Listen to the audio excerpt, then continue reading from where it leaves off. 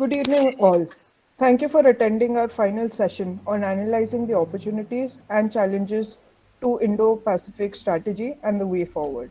I am Shambhavi Suri, and I'm your anchor for this session. I would like to take this opportunity to welcome this session's chair, Major General Dr. Rajan Kochhar, sir. Retired from the Indian Army as the Major General Army Ordnance Corps Central Command after 37 years of meritorious service to the nation, Sir is the recipient of the Vishesh Seva Medal awarded by the President of India. He has also been awarded the Army Commander's Commendation twice. Sir also holds a doctorate in emotional intelligence and is a certified NLP practitioner coach, and is also the advisory council member of Indic Researchers Forum. I would also like to welcome our guest speakers for this session. Commodore Anil Singh, the Vice President of Indian Maritime Foundation. Valina Chekarova, Director of Austrian Institute for Europeans and Security Policy in Vienna, Austria.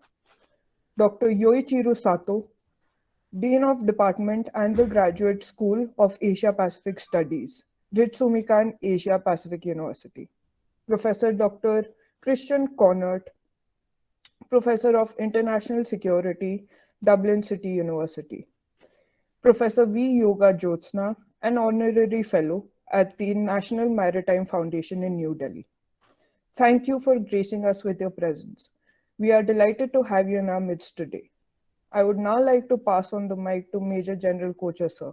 Over to you.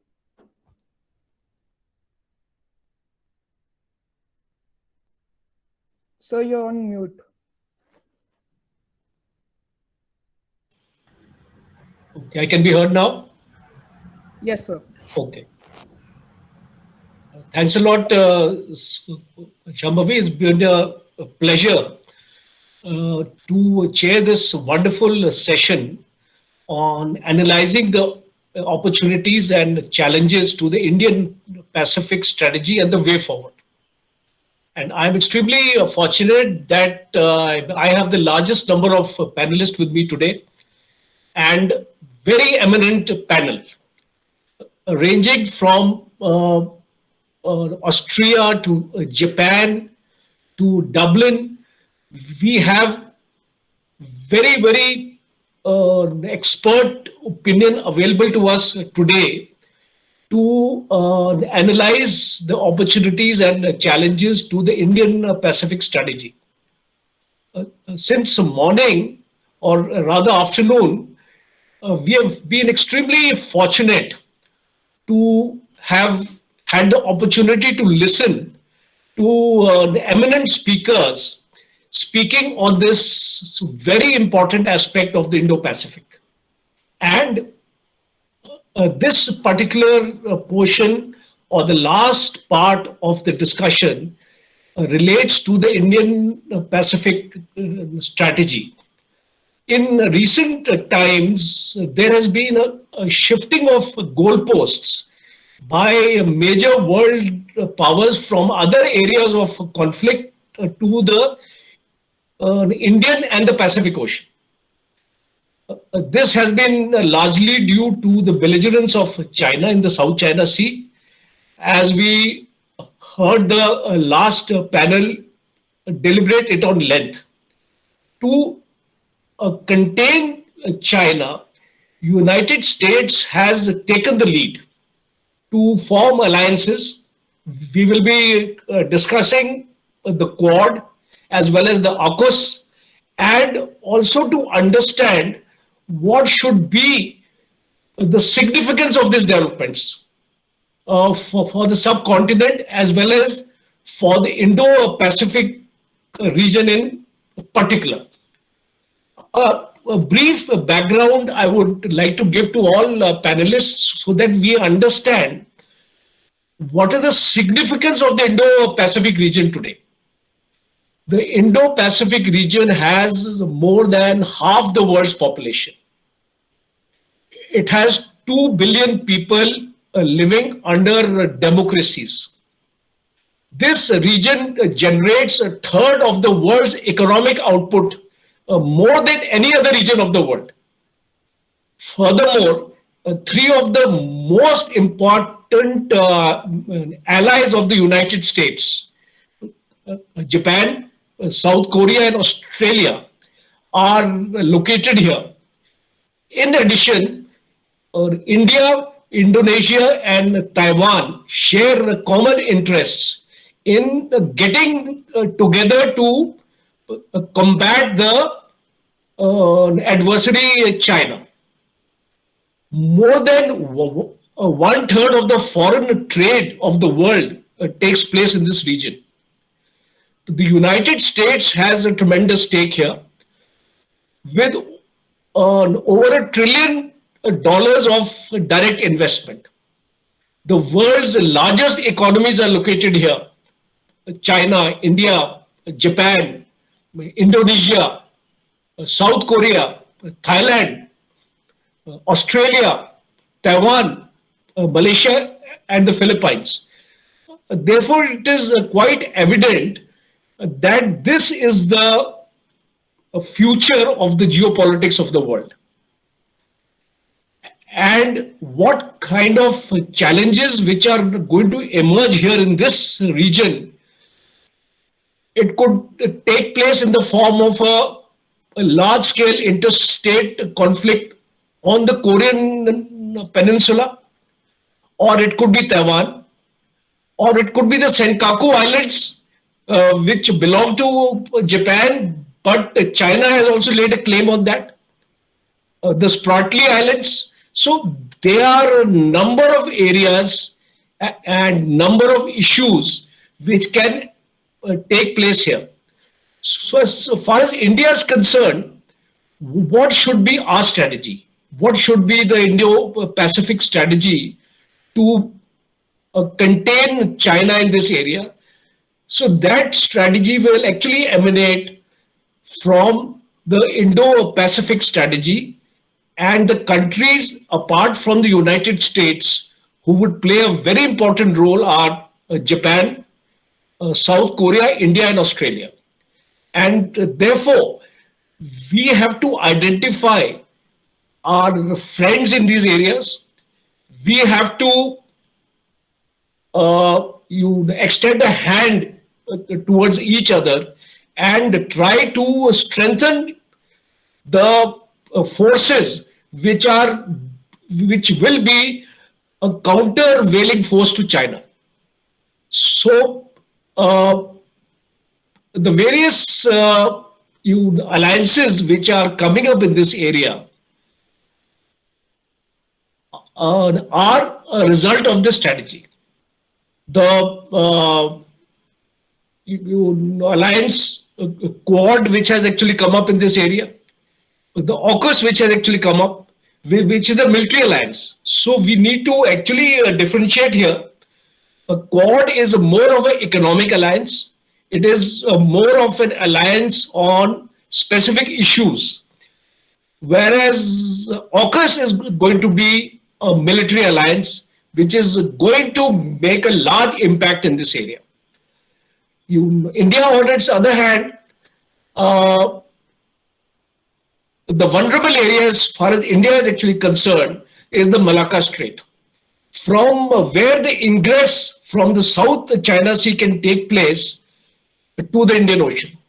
And India has on its part had an agreement with Indonesia, and an island which is known as Sabang, we have a naval base there. So we on our part are making endeavor to reach out as far as ahead the Indian Ocean is concerned. And recently we've had the Malabar exercises, where the French Navy and the British Navy have taken part along with the US Navy and the Indian Navy.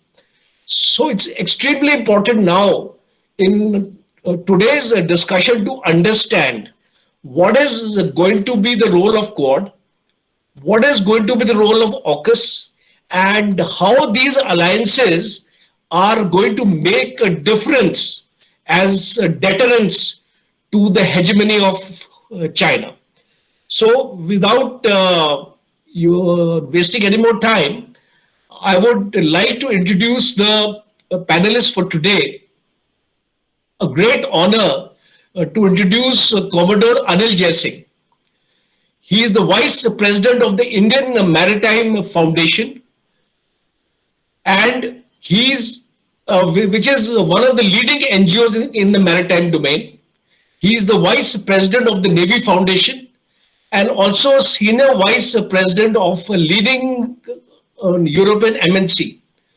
He is formerly co-chaired the National Defence and Aerospace Committee of ASSOCHAM and has been a member of the Defence Audit Advisory Board.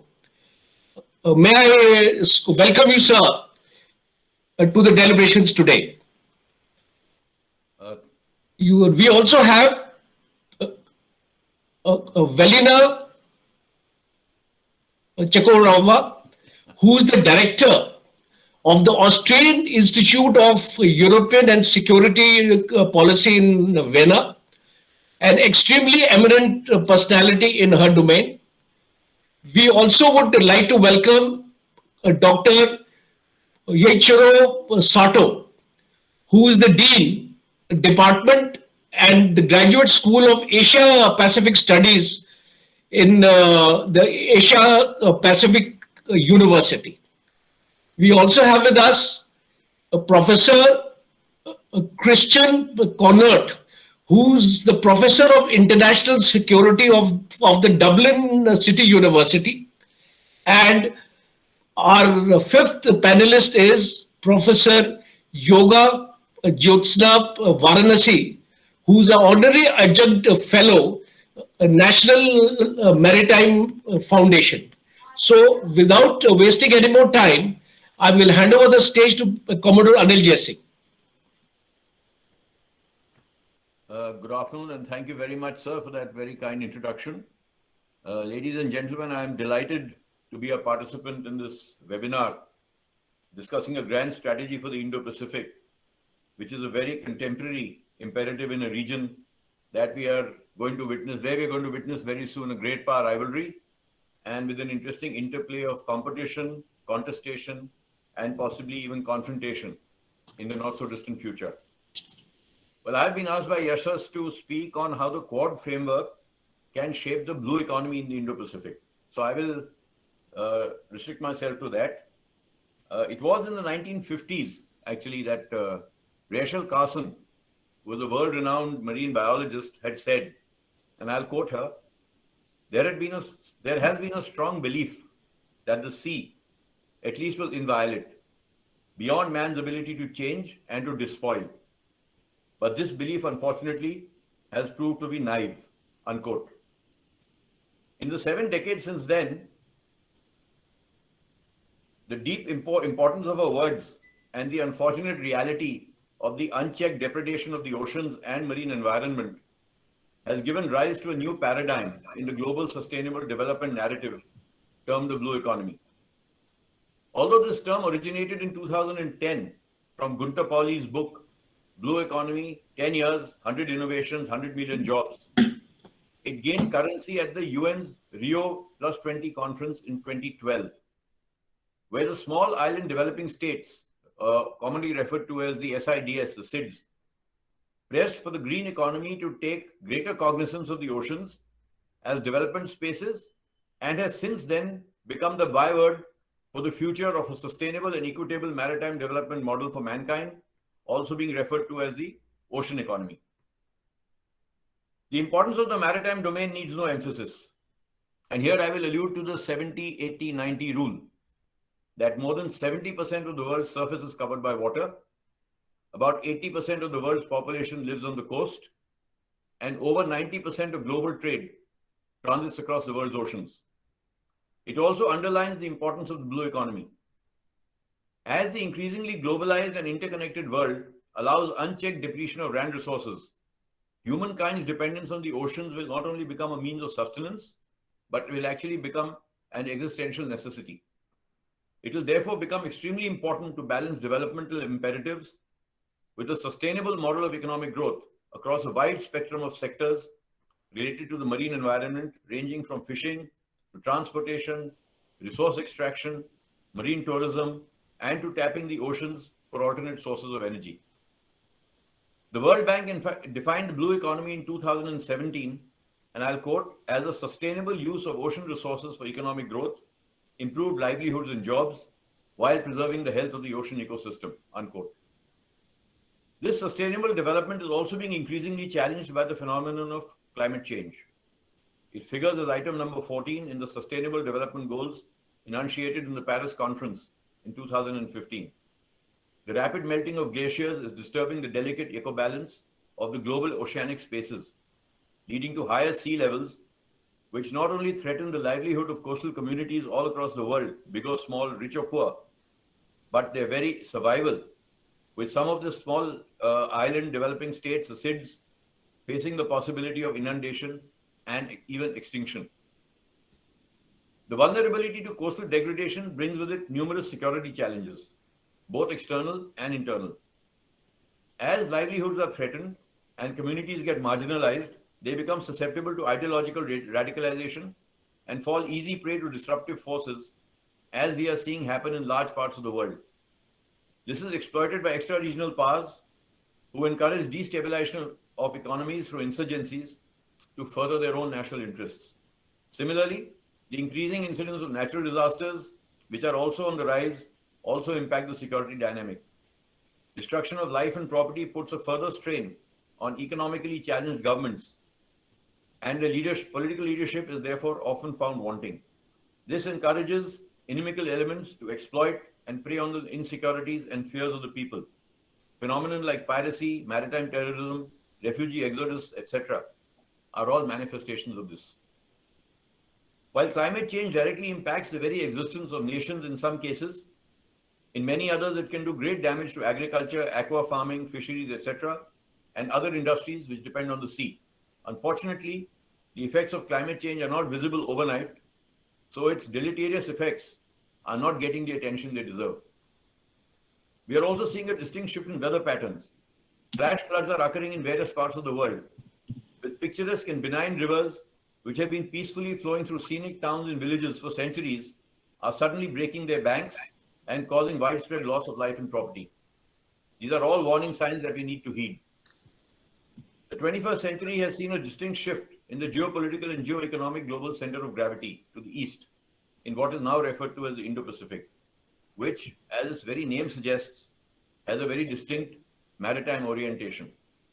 Globalization, interdependence, and interconnectivity have brought the world much closer and blurred traditional geographic boundaries.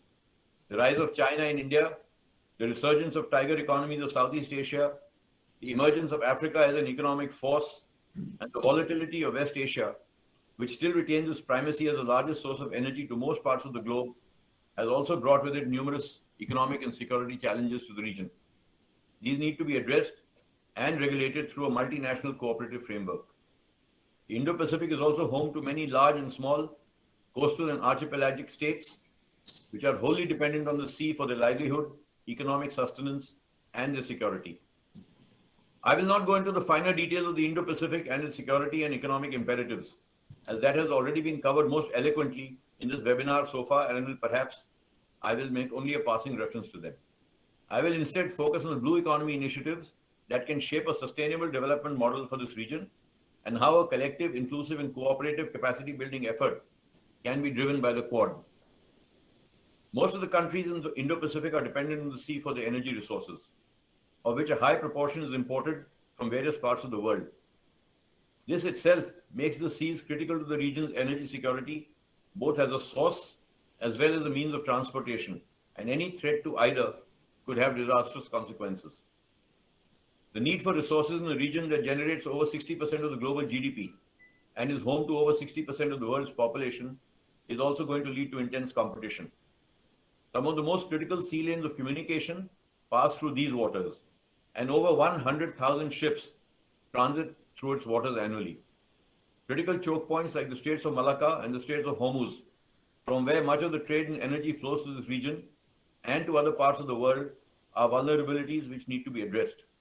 Maritime security, therefore, will always be intrinsic to the sustainable development challenges that are bound to arise. The portents of this are already quite visible, as emerging regional powers are challenging the traditional maritime boundaries and trying to change the geopolitical contours of the region itself. This challenge to the status quo is further exacerbated by the presence of large extra-regional powers in the region and their own strategic imperatives. Regional maritime cooperation in the Indo-Pacific is the key to developing a larger blue economy framework for the region. The Quad, or the Quadrilateral Security Dialogue, is one such. Despite being an informal construct of four like-minded maritime democracies in the Indo-Pacific, that is Australia, India, Japan, and the United States of America, it is gradually gaining in importance. Two heads of government summits in the space of 6 months, one virtual and the other one in person, despite the underlying presence of the pandemic, has highlighted the importance being accorded to this construct. The scale and scope of its charter has also expanded from being perceived to be a purely security-oriented construct into a larger inclusive and cooperative capacity-building regional mechanism.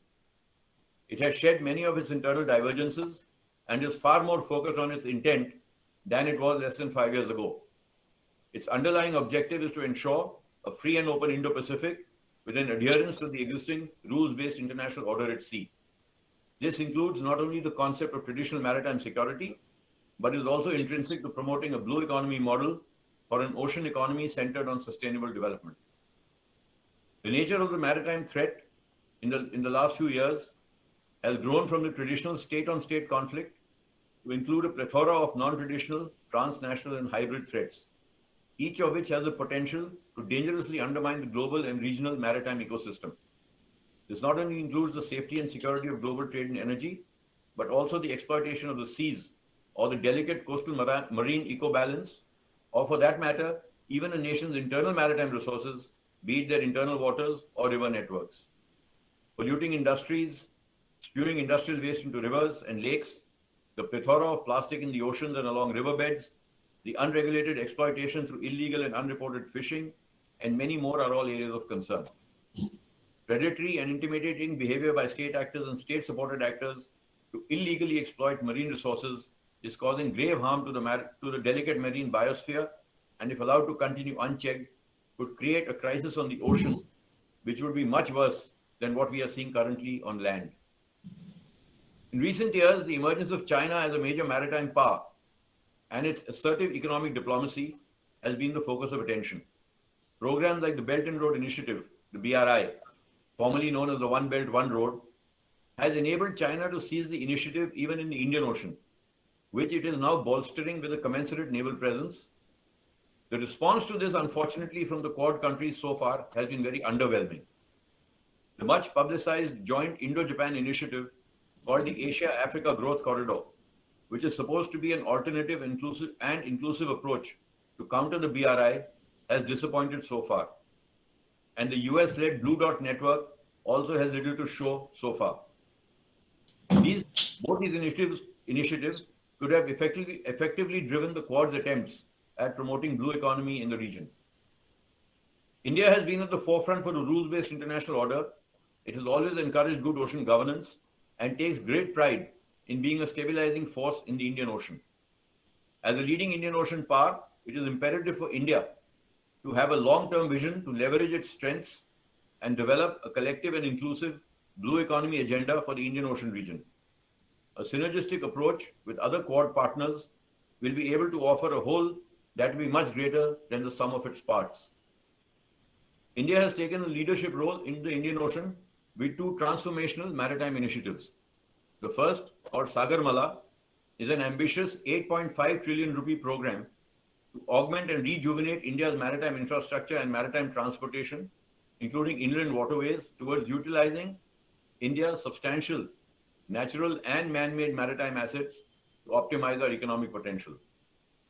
The second initiative, with the acronym SAGAR, which stands for Security and Growth for All in the region, and is actually the Hindi word for ocean, envisages a collective approach to security and economic well-being of the region. Both these initiatives, if properly coordinated and effectively implemented, and each other towards harnessing India's enormous marine potential for creating a secure maritime environment in the region, as well as its economic enhancement in a sustainable framework in keeping with the principles of the blue economy.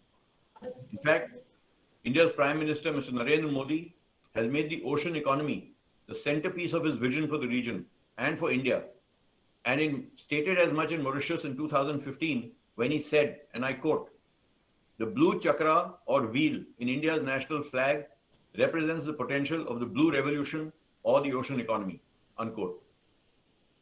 As stated earlier, maritime security and the blue economy are closely interlinked. This millennium has seen an exponential increase in the transnational maritime threat, which by its sheer visibility has gained more prominence than the traditional state-on-state conflict that nations are more familiar with and which form the basis of their national security architecture. This is directly related to the development in coastal communities, the effects of climate change, natural disasters, and the human disregard of the marine ecosystem, either due to ignorance or plain callousness.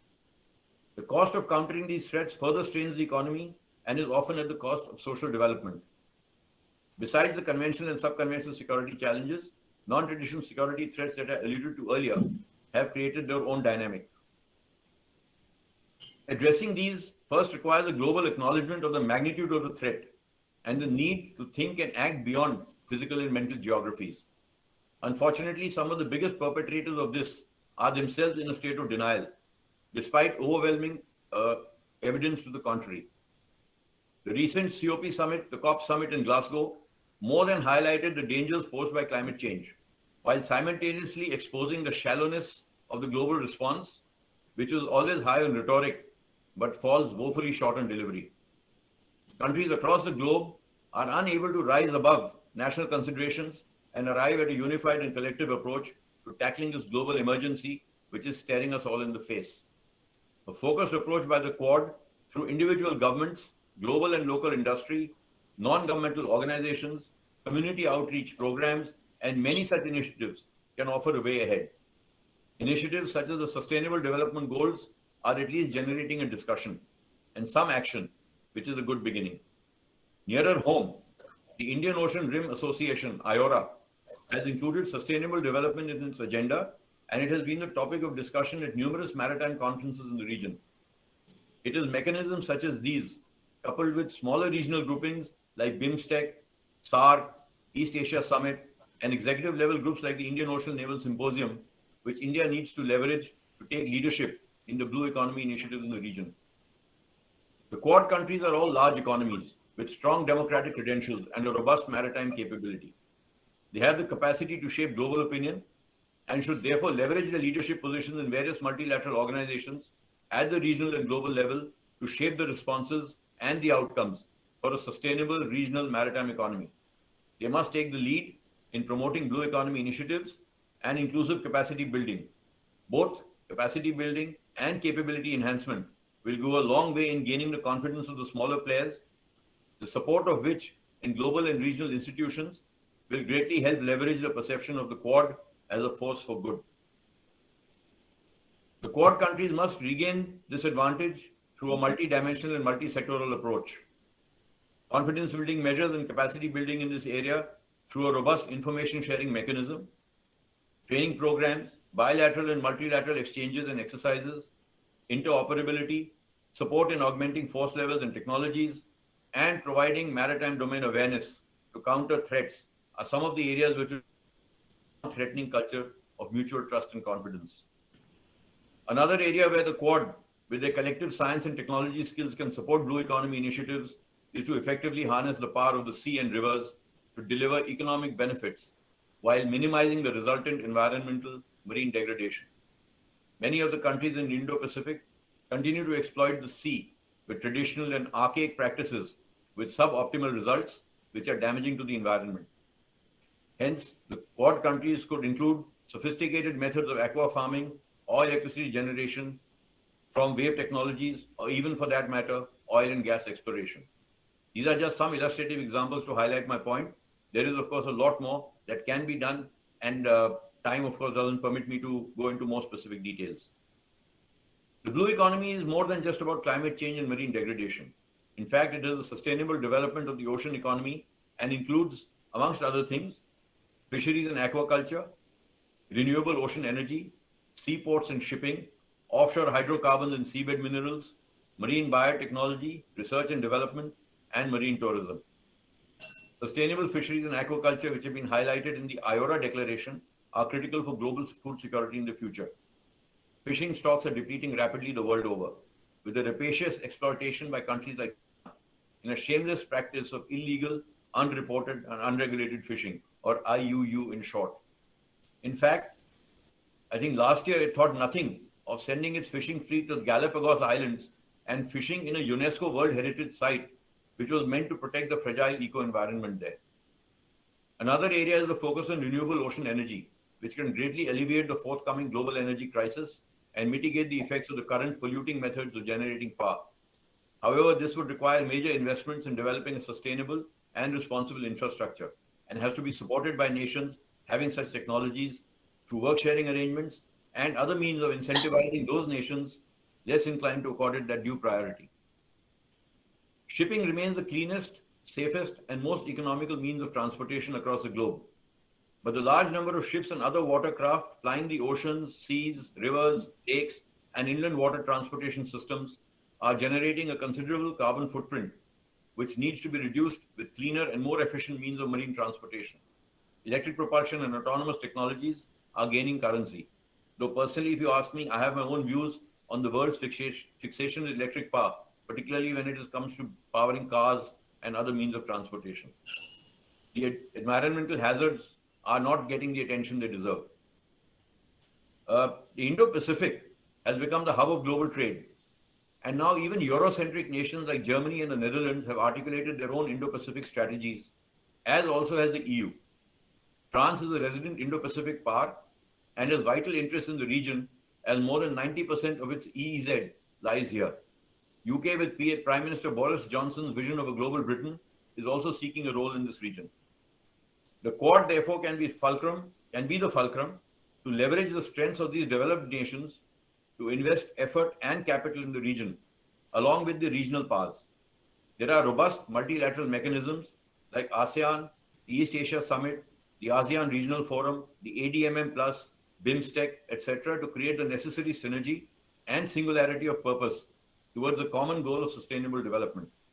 These can become the drivers of blue economy initiatives through enhanced connectivity, adopting each other's best practices, establishing effective regulatory frameworks, sharing technology and human resource, developing infrastructure, and a host of other measures to enhance effective security and sustainability of the marine environment.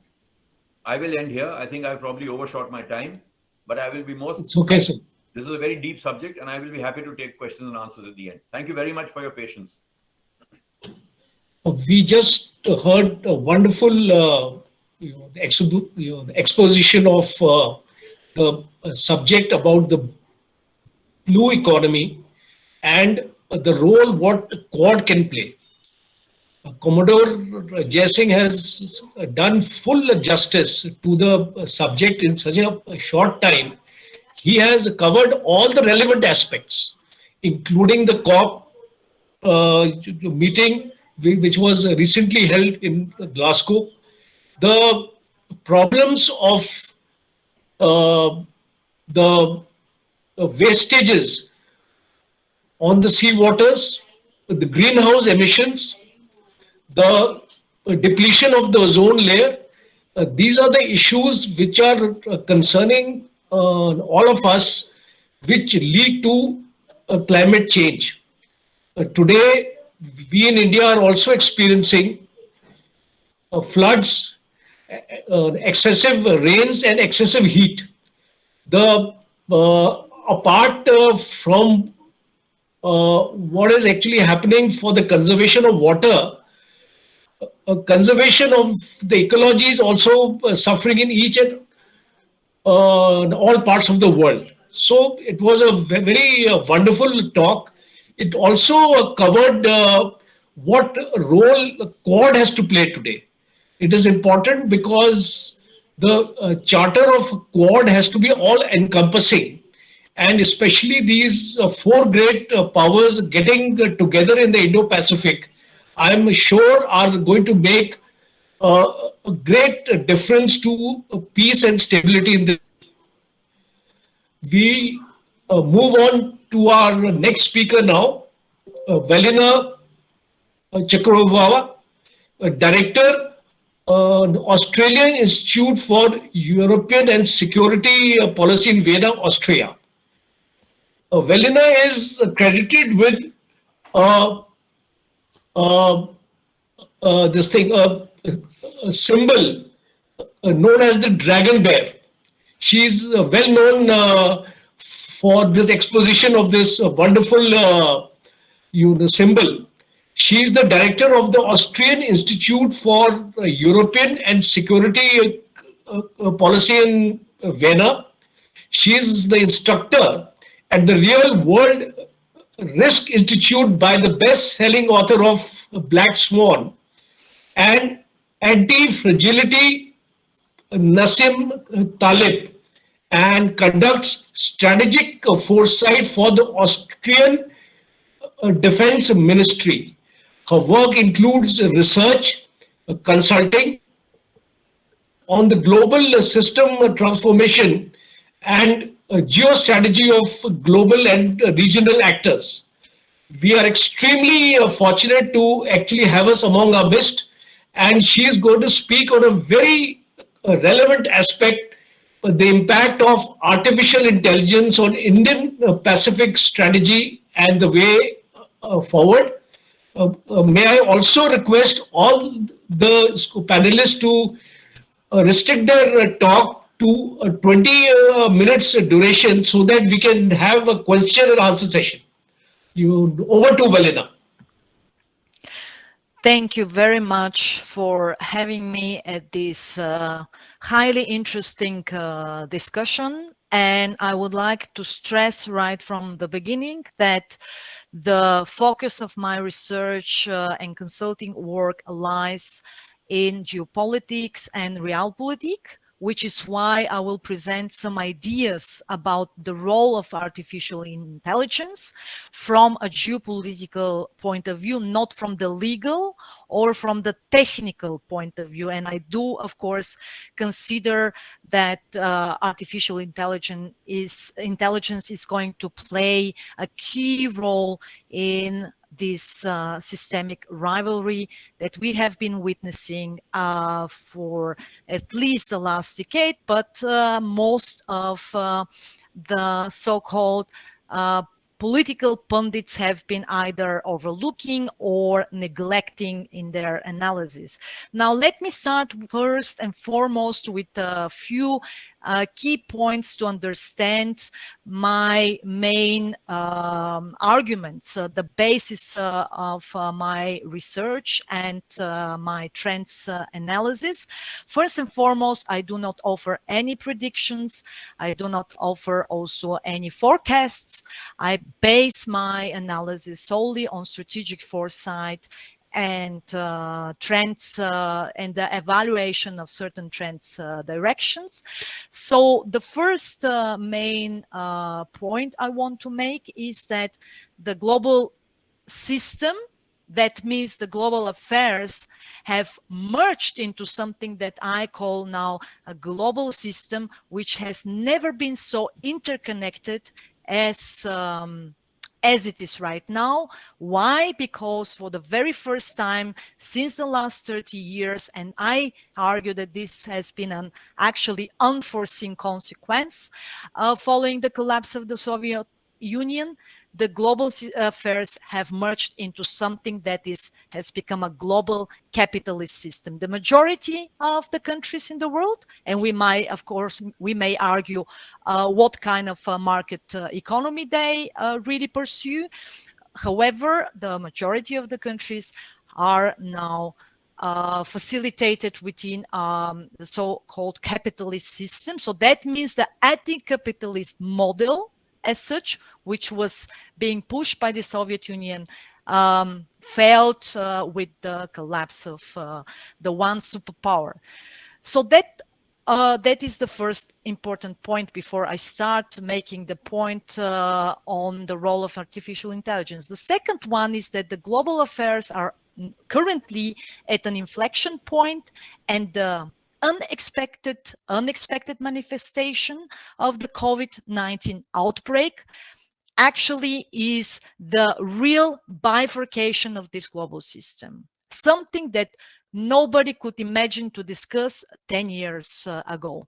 Or you may agree with me that the majority, at least, of international experts did not have the point of bifurcation of the global system as a matter of research or discussion.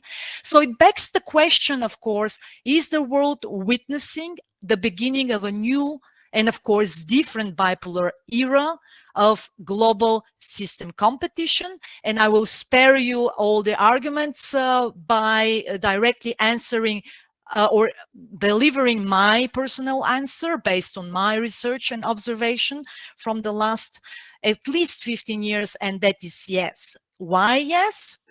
If we carefully look at 4 particular domains: political economy, technology, and fourth industrial revolution, rules, norms, and ideology, and the fourth one, partnerships and alliances, derived from these 4 main domains, we can actually agree that kind of a systemic competition has begun at the top of this global capitalist system between the United States and China.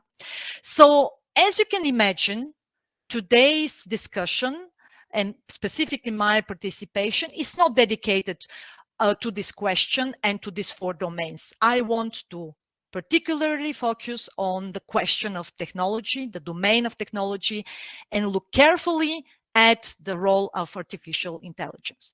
The Global Artificial Intelligence Index for 2021 places United States and China first and second, respectively, in a list of 62 countries, based on the examination of the forces accelerating AI development through 3 pillars of analysis: investment, innovation, and implementation. So once again, 2 powers are in fact already engaged in a fierce technological arms race, with artificial intelligence being not just another technology, but, in the words of Professor Pedro Domingos, the next stage of technology itself. So the power that will dominate the artificial intelligence is also likely to dominate global affairs in the technological domain, and from there, of course, the domain of economics and military. Artificial intelligence fascinates many, but few are really concerned with the potential geopolitical implications for the future of the global order.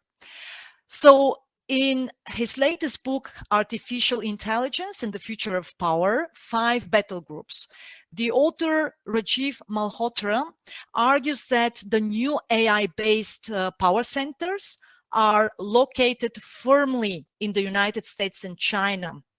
He also outlines the struggle for world domination based on AI-driven technological breakthroughs as follow, and I quote: "A new era of colonization, namely digital colonization, is already underway. The associated economic, social, and political effects will devastate other countries, which will be relegated to the status of colonies or satellites. Which country will emerge victorious from the ongoing fourth industrial revolution is yet to be seen." We don't know the winner of this competition, but I can assure you that the winner or the victor of this competition in the technological domain will certainly assert its dominance over both competitors and allies in the future by setting also the new norms and rules in global affairs. And this is exactly the topic of our discussion today. So logically, there can be only one winner in such a decisive competition.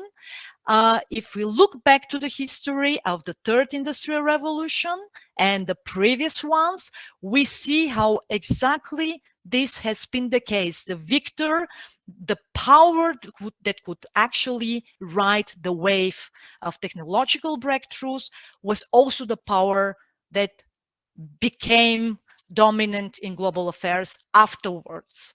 So logically, as I said, there can be only one winner in this decisive competition over artificial intelligence once again. Attempting to achieve dominance during the fourth industrial revolution will require a quest for increased self-sufficiency in artificial intelligence, but also in other critical technologies, and of course, global supply chains. And in fact, the Indo-Pacific region is the realm where geoeconomics and geopolitics meet. So in a sense, we are already witnessing the emergence of the Indo-Pacific, some say even century, which of course is probably a little bit too overstretched, but in a sense, it was already pointed out that the global power competition, the struggle for power is definitely going to take place in this region. And technology, including artificial intelligence, will be decisive for the outcome of this specific power competition in the region. And from there, of course, with the projection and the concrete effects on the future of the global order. So, of course, I suppose that the Indo-Pacific region has been already defined as a realm by previous speakers from the previous sessions. So I don't need to go into details what exactly is meant under the Indo-Pacific. Artificial intelligence is the engine that is driving the global power struggle based on the myriad technological breakthroughs that will shake the foundations of states and societies. And of course, one may apply a broader term of AI. For instance, Rajiv Malhotra describes AI as encompassing the entire ecosystem of technologies that AI propels forward as their force multiplier. This cluster includes quantum computing, semiconductors, nanotechnologies, medical technology, brain-machine interfaces, robotics, aerospace, 5G, and much more. Obviously, technological supremacy is the sine qua non of world domination, as the 19th and the 20th century have taught us from a geopolitical point of view. In my anticipation for the future, and specifically for this Indo-Pacific decade, is that sectors such as space technologies, increasingly, of course, technologies linked to artificial intelligence, and that means specifically in the field of defense and cyber capabilities, can expect strategic investments to promote the growth of new regional power centers. And we should not neglect the importance of middle-sized powers in this growing systemic competition between the United States and China. This is also important since any significant breakthrough in these areas will bestow competitiveness and geoeconomic advantages. Further, as I mentioned at the beginning, the unprecedented interconnectedness of all these socioeconomic systems, the networks that have been more or less controlled and facilitated by the United States over the last 70 years, and then merged into something much bigger, much more interconnected following the collapse of the Soviet Union, that I name as a global capitalist system, so this kind of unprecedented interconnectedness has obfuscated the distinction between economic and trade indicators on the one side and defense and security considerations on the other. This explains why the competition between Washington and Beijing does not solely represent a trade war or an economic competition, but it actually already encompasses a broader rivalry extending to all relevant global networks of finance, trade, economy, diplomacy, energy, defense, and so forth. And technology is going to be at the core of this competition. So definitely digital technologies, specifically dominated by artificial intelligence, but also data science, will undoubtedly lead to expected but also unanticipated technological breakthroughs in various domains of the global commons. Some of these global commons have been already mentioned by the previous speaker, but also certainly in the previous sessions. So concurrently, the actual use of these tools raises a number of ethical, legal, societal questions, which are tackled completely differently by the United States and China, but also by respectively by allies and partners of these competitors. The transformation of digital technologies could lead to the creation of permanent surveillance societies in which all data collection and storage is under state control. In this respect, China can play a decisive role model function for future authoritarian regimes in other parts of the world if China manages to ride the wave of these fourth industrial revolutions and becomes victorious in this particular technological domain. The famous political scientist Andrew Michter argues that we must recognize that we are in fact facing not China as a civilization, but rather as a communist power whose ideology has always been at its core totalitarian. And what is unfolding before our eyes and has been underway for 3 decades since the end of the Cold War is in fact a second and possibly decisive final stage of conflict between liberal democracy and communism. And once again, we see that the outcome of the technological competition is going to have a direct effect on the competition in other domains, be it in the domain of rules and norms, or be it in the domain of alliances and partnerships. And we've heard also already about ad hoc geopolitical formations or the re-emergence of geopolitical formations in the Indo-Pacific region, such as the quadrilateral format, but also the emergence of AUKUS. The European Union also launched a strategy on the Indo-Pacific, where the topic of the artificial intelligence is definitely present and is going to also shape the agenda and the future relations of like-minded partners that seek to create a counterweight to the Chinese presence and influence in this region and beyond. And of course, India will play a key role in the geopolitics of technologies due to several factors. The country represents the largest open data market in the world with the highest per capita consumption of data. India is working on a personal data protection bill, has been invited by the G20 to sign the data-free flow with trust. The Asian giant will also seek to improve its AI infrastructure, and it's counting on strategies and also investments coming from the United States, but meanwhile also from the European Union and European powers in order to expand its technological reach to address challenges to its territorial and cyber integrity. New Delhi is seen also as an indispensable member of recent multilateral efforts around AI. So it's not only bilateral, but it's also multilateral approach, which seeks to kind of forge forces in this particular domain.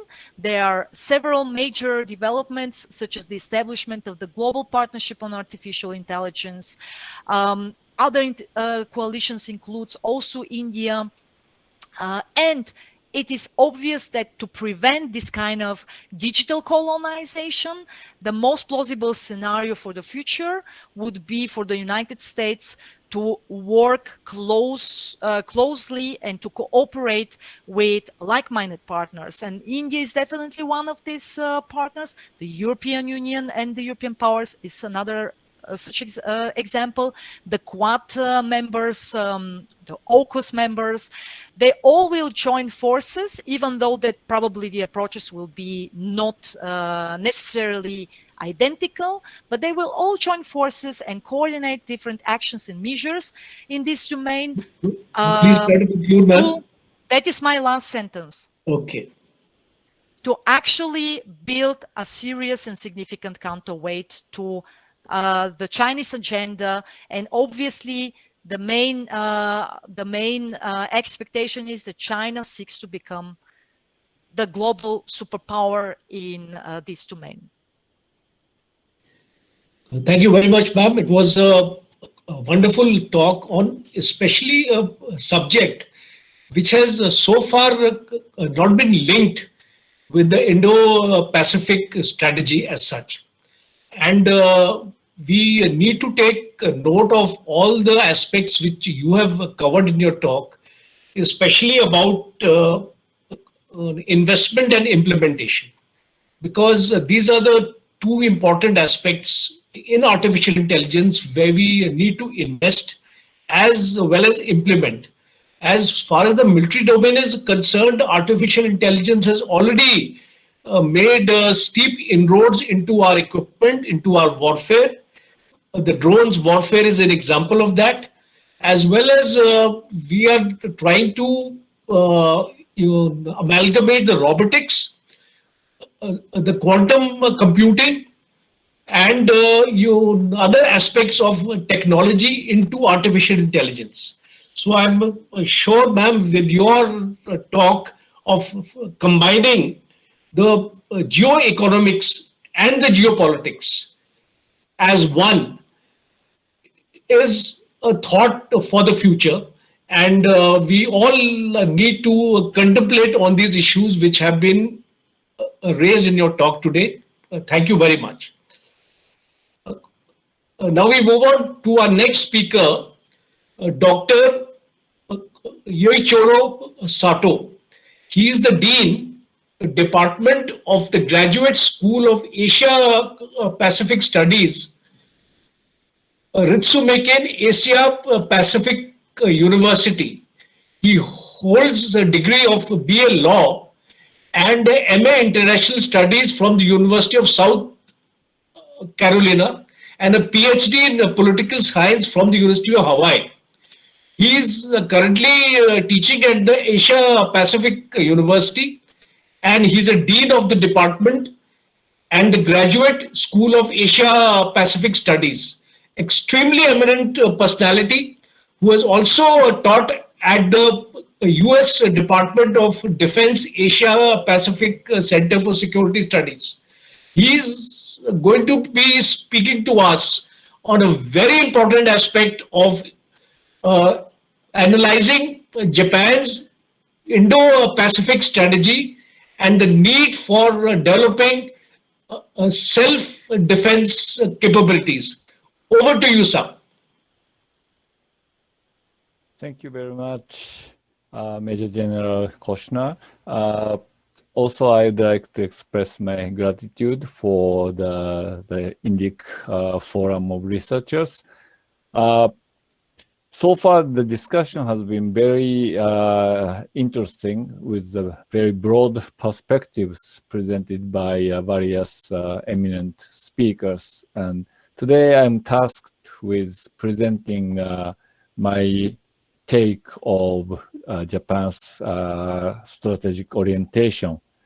So some of the previous speakers have already discussed the role of Japanese Prime Minister Abe in articulating this Indo-Pacific strategy.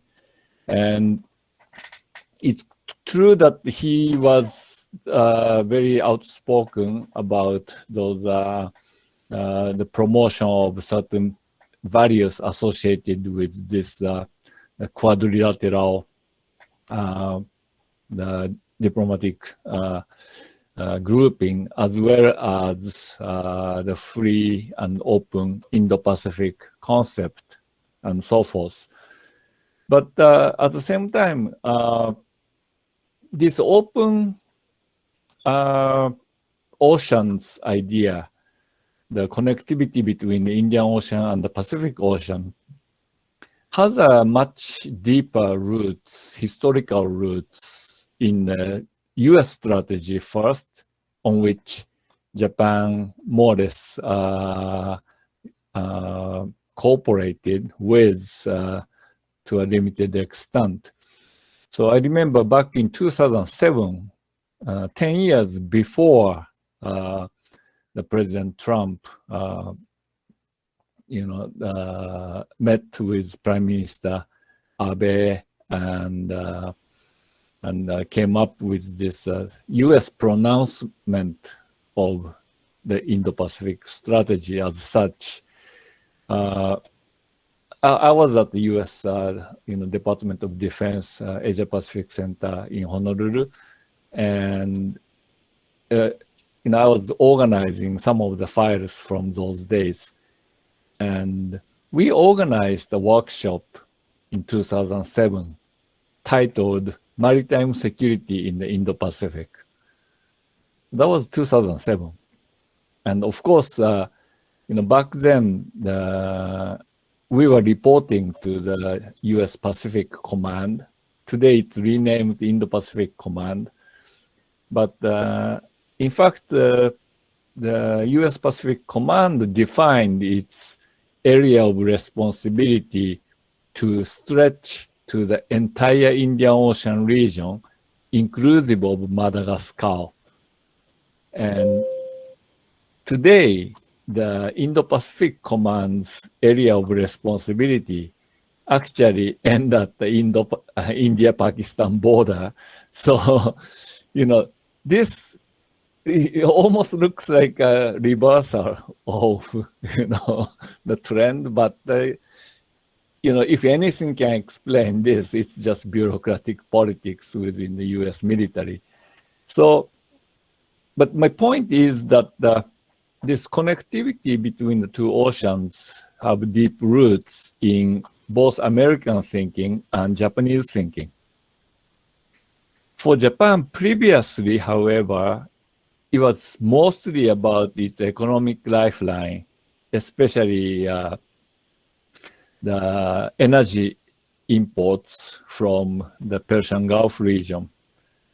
Japan does not have, any oil anymore. So all the imports come from North Africa and the Middle East, and something like 80% of the fossil fuel imports come from the Persian Gulf region. So the free passage through certain the choke points, coming out of Persian Gulf through Strait of Hormuz, and then through Indian Ocean, Malacca Straits, South China Sea, East China Sea. The maritime security is critically important for Japan. And in terms of the trade of manufactured goods, United States used to be a dominant trade partner, export destination for Japanese products. So that means that the Indian Ocean was not as critical in terms of manufactured trade, but that was back in the 1970s and 1980s. Japan's trade with Southeast Asia increased, Japan's trade with Europe has grown, and India's economy is growing. So Japan's economic interest is shifting westward in terms of a relative weight. The other thing is that Japan has been known for its export-driven economic growth in the past.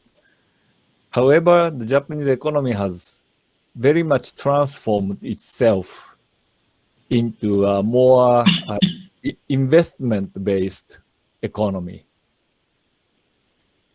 So since about 2013 or so, Japan's trade surplus is actually smaller than the investment revenue. So if you look at the Japan's current balance of payments, you can see that Japan's investment revenues have become a greater part of its national income. So, and of course, after the energy import increased when Japan shut down all its nuclear reactors in 2011, the trade balance actually turned into red. Japan was running trade deficit for some time. So with all that, the relative importance of economic relationship with the United States has declined for Japan. And instead, the greater weight has shifted to Asian partners. So this has made the Indian Ocean region more important in Japan's strategic calculation, both in terms of security and also economic security as well.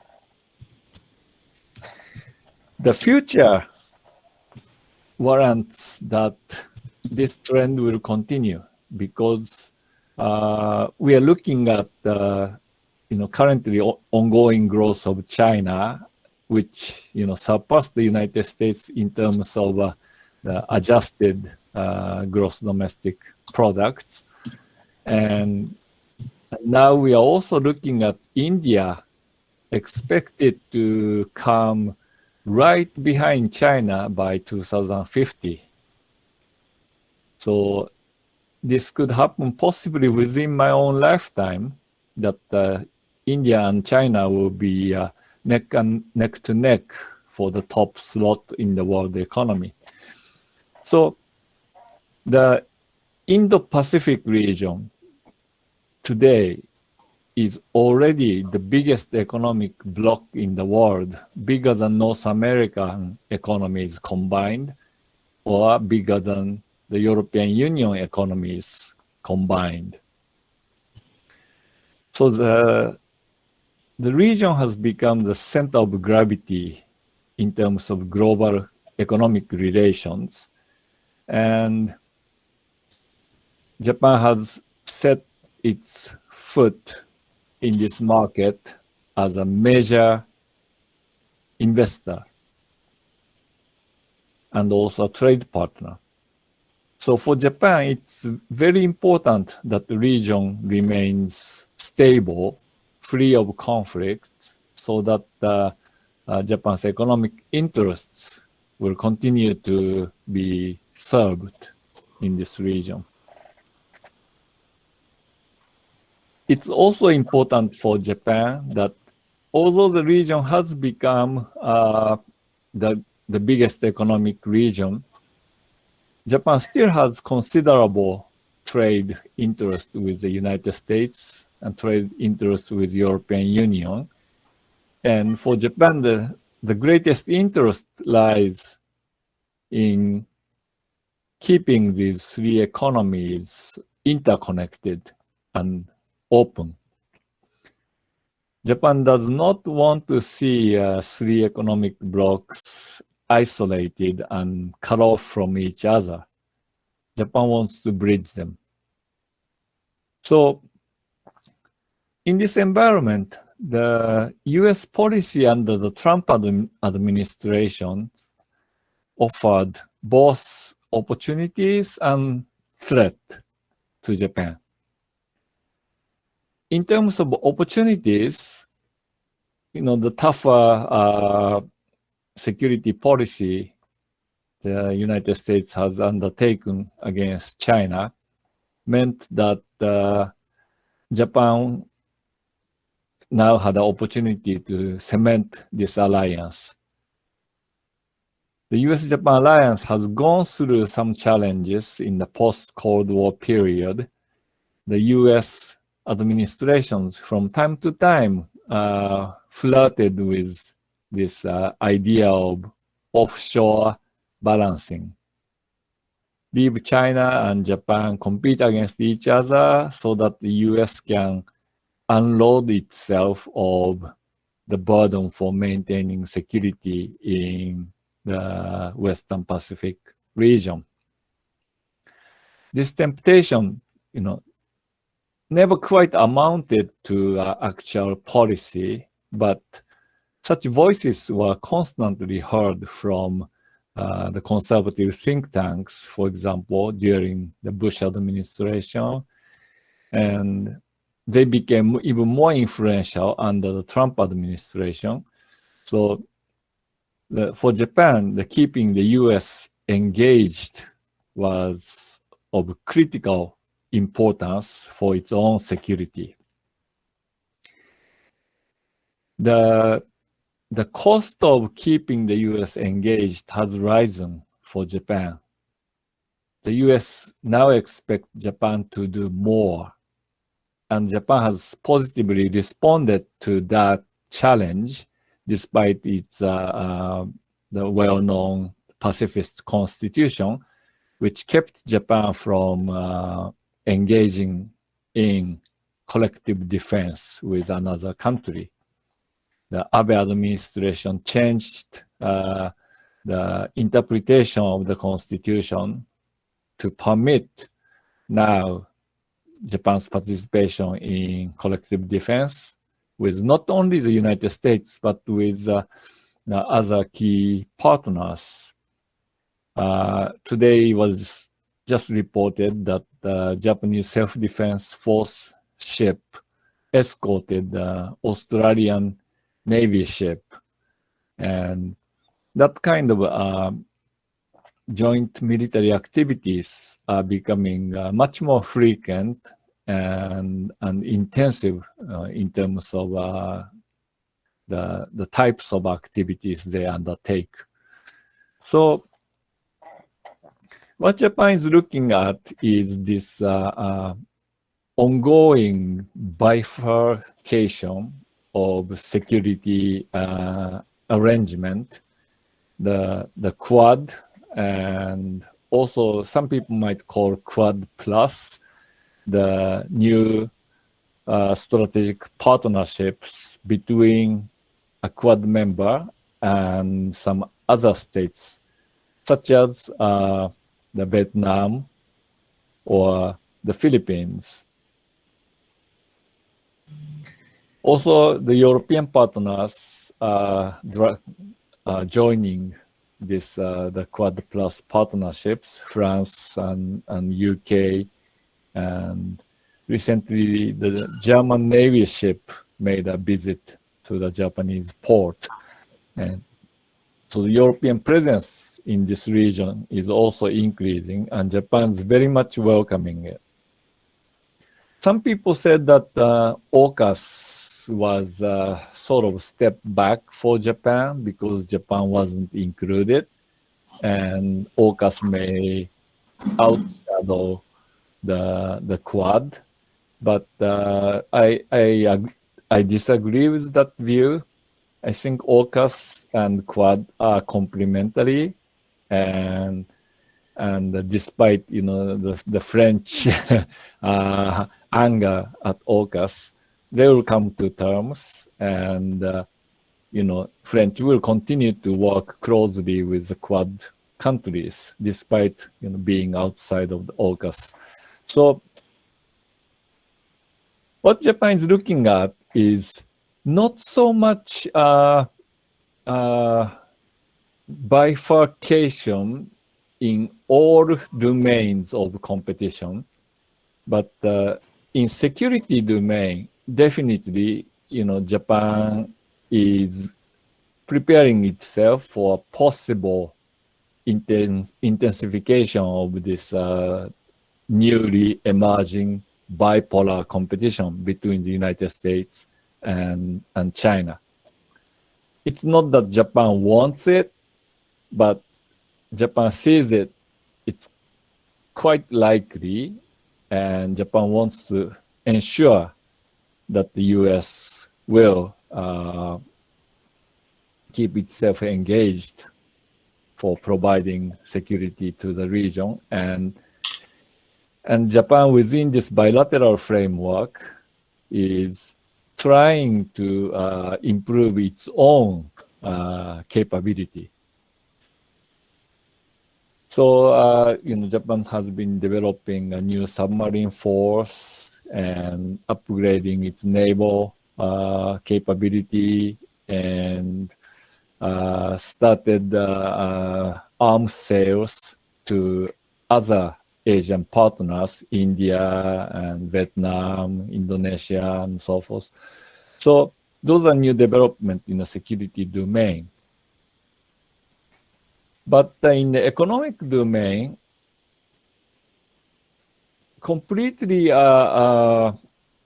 isolating China is neither possible or desirable. The Japanese investment have so much enmeshed itself in the Chinese economy that Prime Minister Abe said that government will provide subsidies to Japanese companies which divest away from China and we reinvest in Southeast Asia or India elsewhere. Some 80% of the Japanese companies said, no, thank you. We'll stay in China. And that's how much Japanese companies are integrated with the Chinese economy. It's a big market and growing market. So the divestment and economic bifurcation is not going to happen very easily. Japan will stay in China and try to balance its economic interest with security interest. So you can see that in Japan's trade policy, for example, Japan is a member of CPTPP after the US pulled out of TPP framework, and there is no prospect of US returning to TPP.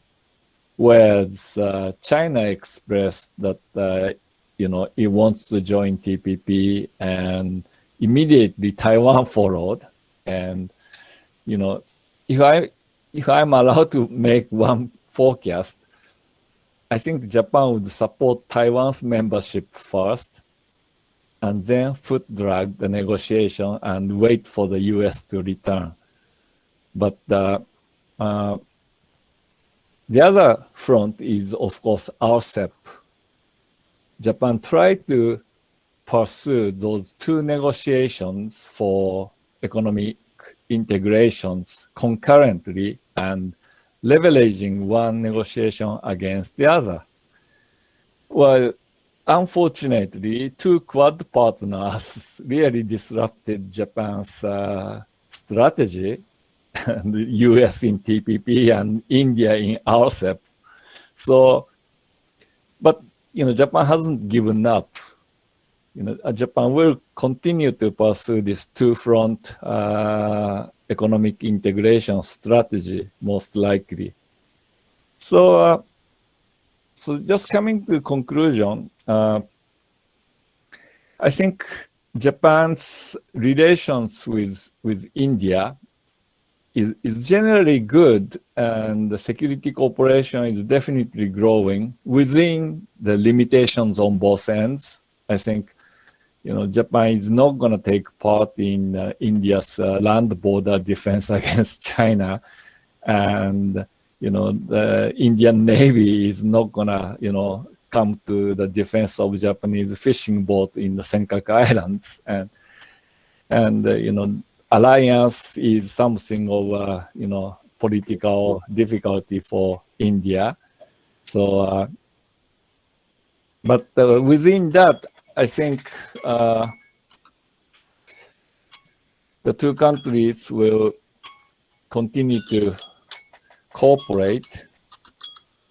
And sorry, my alarm started ringing. I think I'm at the 20 minutes mark, so I'll really wrap it up. And the India-Japan cooperation will face those limitations, but on the other hand, I think both countries share interest in keeping the United States engaged to a comfortable degree and try to deter the escalation of conflicts triggered by China. So I'll stop here, and maybe we can discuss more in the Q&A later. Thank you very much. Thank you very much, Dr. Sato. As a matter of fact, what was visible today was the discipline which is there in the Japanese. You had the timer with you, and you just finished your talk on the dot, and that represents the Japanese people today. Today, where Japan is today, it is because of their integrity and discipline. And I think it's a role model nation for the other nations of the world to also follow. My compliments to you on a wonderful talk. Japan and India have a very strong relationship, and it has been over the years. We almost got our independence together, and the way the Japanese economy has grown, in over a period of time, it is an example. And the second aspect important is that as far as the Indo-Pacific is concerned, Japan plays a very important role. Japan is a key player in the Indo-Pacific today. It's a key player in Quad. It will be a key player in any further kind of alliance which may actually come about. And therefore, Japan will always be relevant. And the strategy of the Indo-Pacific, Japan has an important role, and India recognizes that role, and we have been practicing with the Japanese Navy, and I'm sure this Quad will further develop into more areas of cooperation. And with that hope and with the kind of expose you have given us today, it will augur well for the Indo-Pacific strategy to get formulated in the near future. We'll move on now to our next speaker, and he is a very eminent personality, Professor Christian Connaught, a professor of international security, Dublin City University. He is a professor of policing and security, as well as director of the International Center for Policing and Security at the University of South Wales. He is, in addition, Jean Monnet Chair, Director of that Center of Excellence, and which takes into account counter-terrorism in the European Union. So he's got a wealth of experience, and he is going to speak to us on a very interesting topic, which is very close to the heart of every Indian, and that is the Afghanistan crisis and its impact on the Indo-Pacific strategy. Over to you, Professor Christian, please. Thank you. Thank you very much, Major General, for this very, very kind introduction. And thank you very much also to the organizers, to the Indic Forum, for having me here with you today. It's a real pleasure to talk to you on such an important topic, and also to come after so many very distinguished speakers who really gave me a lot of insights about everything that is going on in this region of the world. So it was greatly appreciated on my part to be invited, and I hope I can give you some insights also. Now, what I want to talk a little bit about is, of course, the impact that the Afghanistan crisis has had, in particular in geopolitical terms, on Indo-Pacific strategy. As you may look back, obviously we never know exactly what will happen in 10 years' time, but if we look back in 10 years' time, it's very likely that we will look back at this summer's events in Afghanistan, and we will see that as the start of a new geopolitical era, in fact. And I think I will try and go through some of the reasons why I think this might be the case. But before I start, I want to give a little bit of a background, of course, in geopolitical terms. Why should we look at this particular situation in geopolitical terms? It is defined, we may define in geopolitics here as the interplay between geography, power, politics, and international relations. It brings us, in terms of a locational considerations, environmental context, and of course, territorial perspectives and spatial assumptions. Broadly speaking, there's two main schools here. Of course, a German school that goes back to trying to explain why certain states are powerful and how they have become powerful, and a British American school that offers more strategic advice for states and explains why countries interact at the global scale in the way in which they do. There's also, of course, the whole area of critical geopolitics that looks at ideas of intellectuals of statecrafts about different places, looks at the influence that reinforces their political behaviors and policy choices. It looks at how ordinary people are affected by this notion of places in politics. Many examples here, but I won't go into too many. Just to point out that, of course, the discipline here was initially first used by the Swedish political scientist Rudolf Kjellén, who many years ago already wrote an article and discussed, at the time, he was influenced obviously by German idealist philosophy. He was influenced also by social Darwinism, and this came through in his work. He asserted, in fact, that states should be studied as geographical organisms or spatial phenomena, with a particular emphasis on a state's location to other states and its territorial form or state. He believed that states possess the greatest power resources, and those states would then go on and win wars. He therefore supported many German World War I objectives, believed the US and Russia were, of course, the only countries capable of becoming world powers as a consequence of that. We then have other important influences on the discipline, such as Alfred Mahan, who was a professor of the US Naval War College, who worked primarily, of course, on US and other naval powers. His work asserted naval and merchant maritime assets that were the key reasons that England, France, and Holland, Spain won naval wars.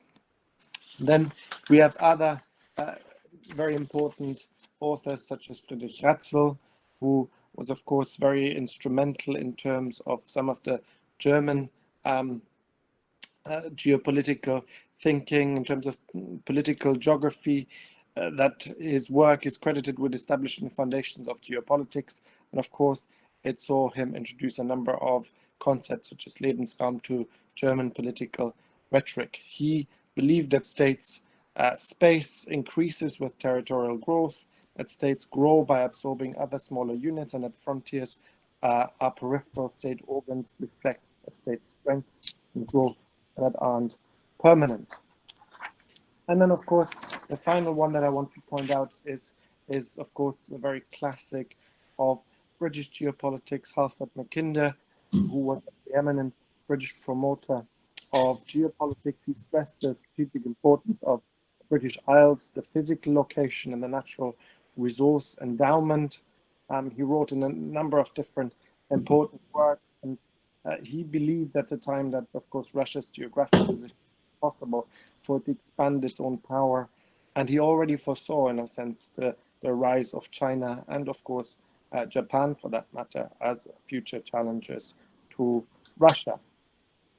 He had a lot of very important works, and I won't go into that in too much detail. In terms of Eastern Europe, of course, that he considered that whoever controlled Eastern Europe would command the heartlands, and whoever ruled the heartlands would command the world island. Now, if we try and apply some of those ideas to the particular region here in question, in particular, of course, Afghanistan, we will see that Afghanistan is really, strategically speaking, a very important area of the world. Not for nothing has the West spent the last 20 years in Afghanistan, with some people have pointed out questionable results, in fact, but of course, other people pointed towards the nature of the withdrawal of US troops from Afghanistan as having been primarily responsible for the fall in Afghanistan. Now, if we look at the geopolitical position of Afghanistan, it's of course at the crossroads of three major regions, some of which you know much better than, of course, I do. In terms of South Asia, of course, Pakistan and India, we have the Southwest Asia, Middle East, Iran, Iraq, and the Persian Gulf. We have Central Asia, of course, Turkmenistan, Uzbekistan, Tajikistan, Kyrgyzstan, and Kazakhstan. Now, if we look at the general geopolitical picture, and of course, the previous speakers have already pointed it out, and I've been very impressed with their analysis on China. The kind of goals here are very much, as been pointed out, in terms of reclaiming Taiwan, increasing, of course, also the size of conventional nuclear military forces, seeking to provide maritime security for its own growing demand for natural resources, as some of this also pointed out, growing those demands very far away, also in places such as Latin America and of course Africa, that has been very much pointed out, with several disputes in the South China Sea, as also some speakers have pointed out, and of course with close ties, and that is of course the perennial issue for India, with very close ties to Pakistan, and a sense of competition, of course, over the ocean, and seeking to challenge US able preeminence in that particular region. India, as a result of that, and again, I don't want to repeat too much of what's already been said, but I think it's worthwhile pointing it out in terms of developing the military capabilities to enable it to in a sense, rival and also deal with the very significant issue of China's growing importance in the area. Not to forget that, of course, India's population is also rising quite strong and is expected to surpass China very shortly, with nuclear weapons and of course, and also agreements with the United States, and has been pointed out, important in the alliance system of the region. Here, what is important to point out is, of course, also with the United States, that is a power in retreat, as some people have suggested. They suggested that, in fact, one of the reasons, firstly, why the Trump administration even started debating with the Taliban was a realization within the United States establishment that war on terror, the so-called war on terror, is draining on American forces and is removing some of the focus that the US should have on China, and kind of, in a sense, presenting it in a way that is making it difficult for the United States to be totally focused on the new and rising threat of China. More perhaps surprisingly to an extent, the US administration under President Biden has continued this particular course, even though, of course, as you know, President Biden reversed a number of different military decisions that the Trump administration made, notably withdrawal of military forces in Germany. It did not reverse course, as it were, when it came to Afghanistan, and was then, of course, accused of, in a sense, rushing the withdrawal and this particular rushing of the withdrawal of the forces in Afghanistan led to very important considerations in different parts of the world, notably in Europe. It led to increasing calls for European strategic autonomy, a concept that, of course, is very much championed by the French, that is very strongly perhaps pushed also partially by the French disappointment, as you may say. And I know the next speaker is going to talk about AUKUS, so I'm not going to speak too much about it, but just to point out that to an extent, of course, those two concepts are related. When we bring it back to, of course, India and China, important to point out here is perhaps the worrisome strong bilateral relationship between China and Pakistan. From an Indian perspective, the incursions of the Chinese military incursions into Indian territory, of course, the activities in the South China Sea, the various discussions that also the previous speakers have pointed out in a very, very eloquent and very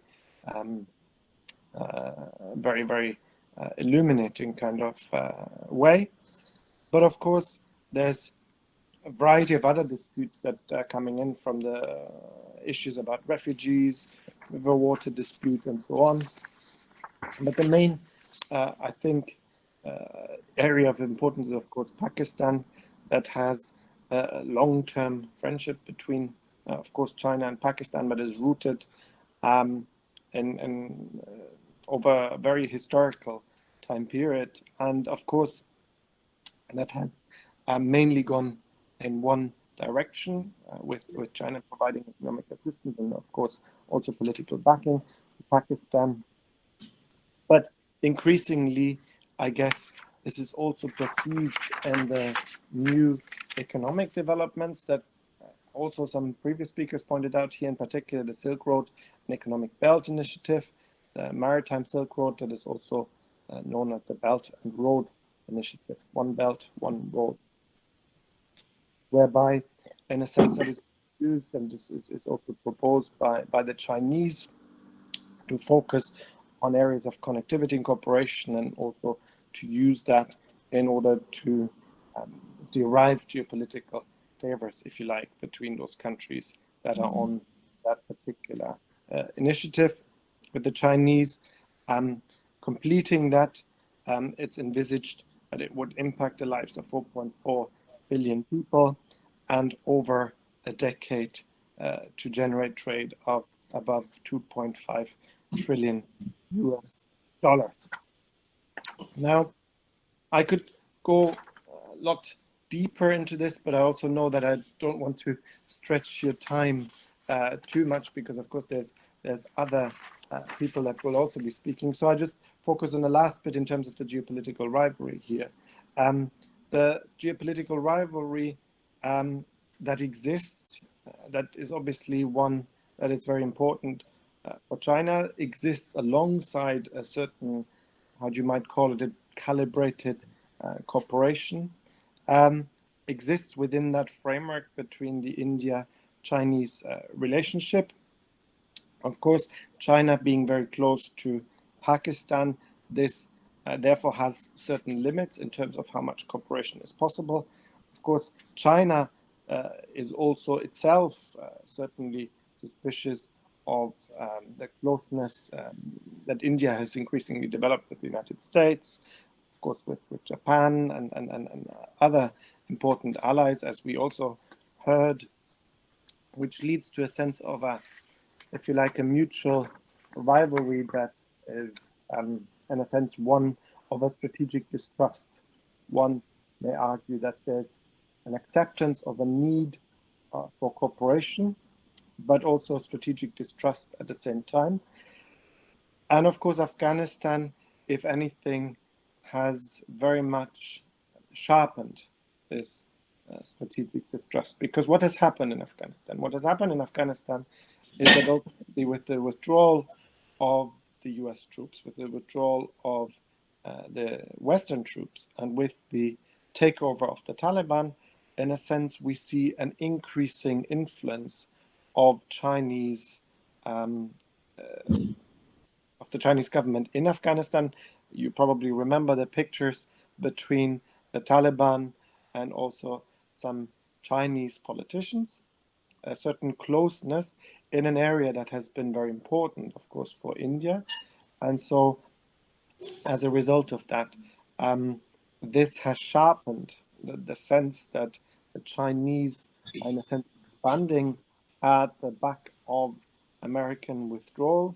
So this leads to an increase in American distrust also, of course, of China in terms of thinking that China is increasingly aiming to dominate, of course, the ocean, something that is not new, has been discussed in many, many conferences before.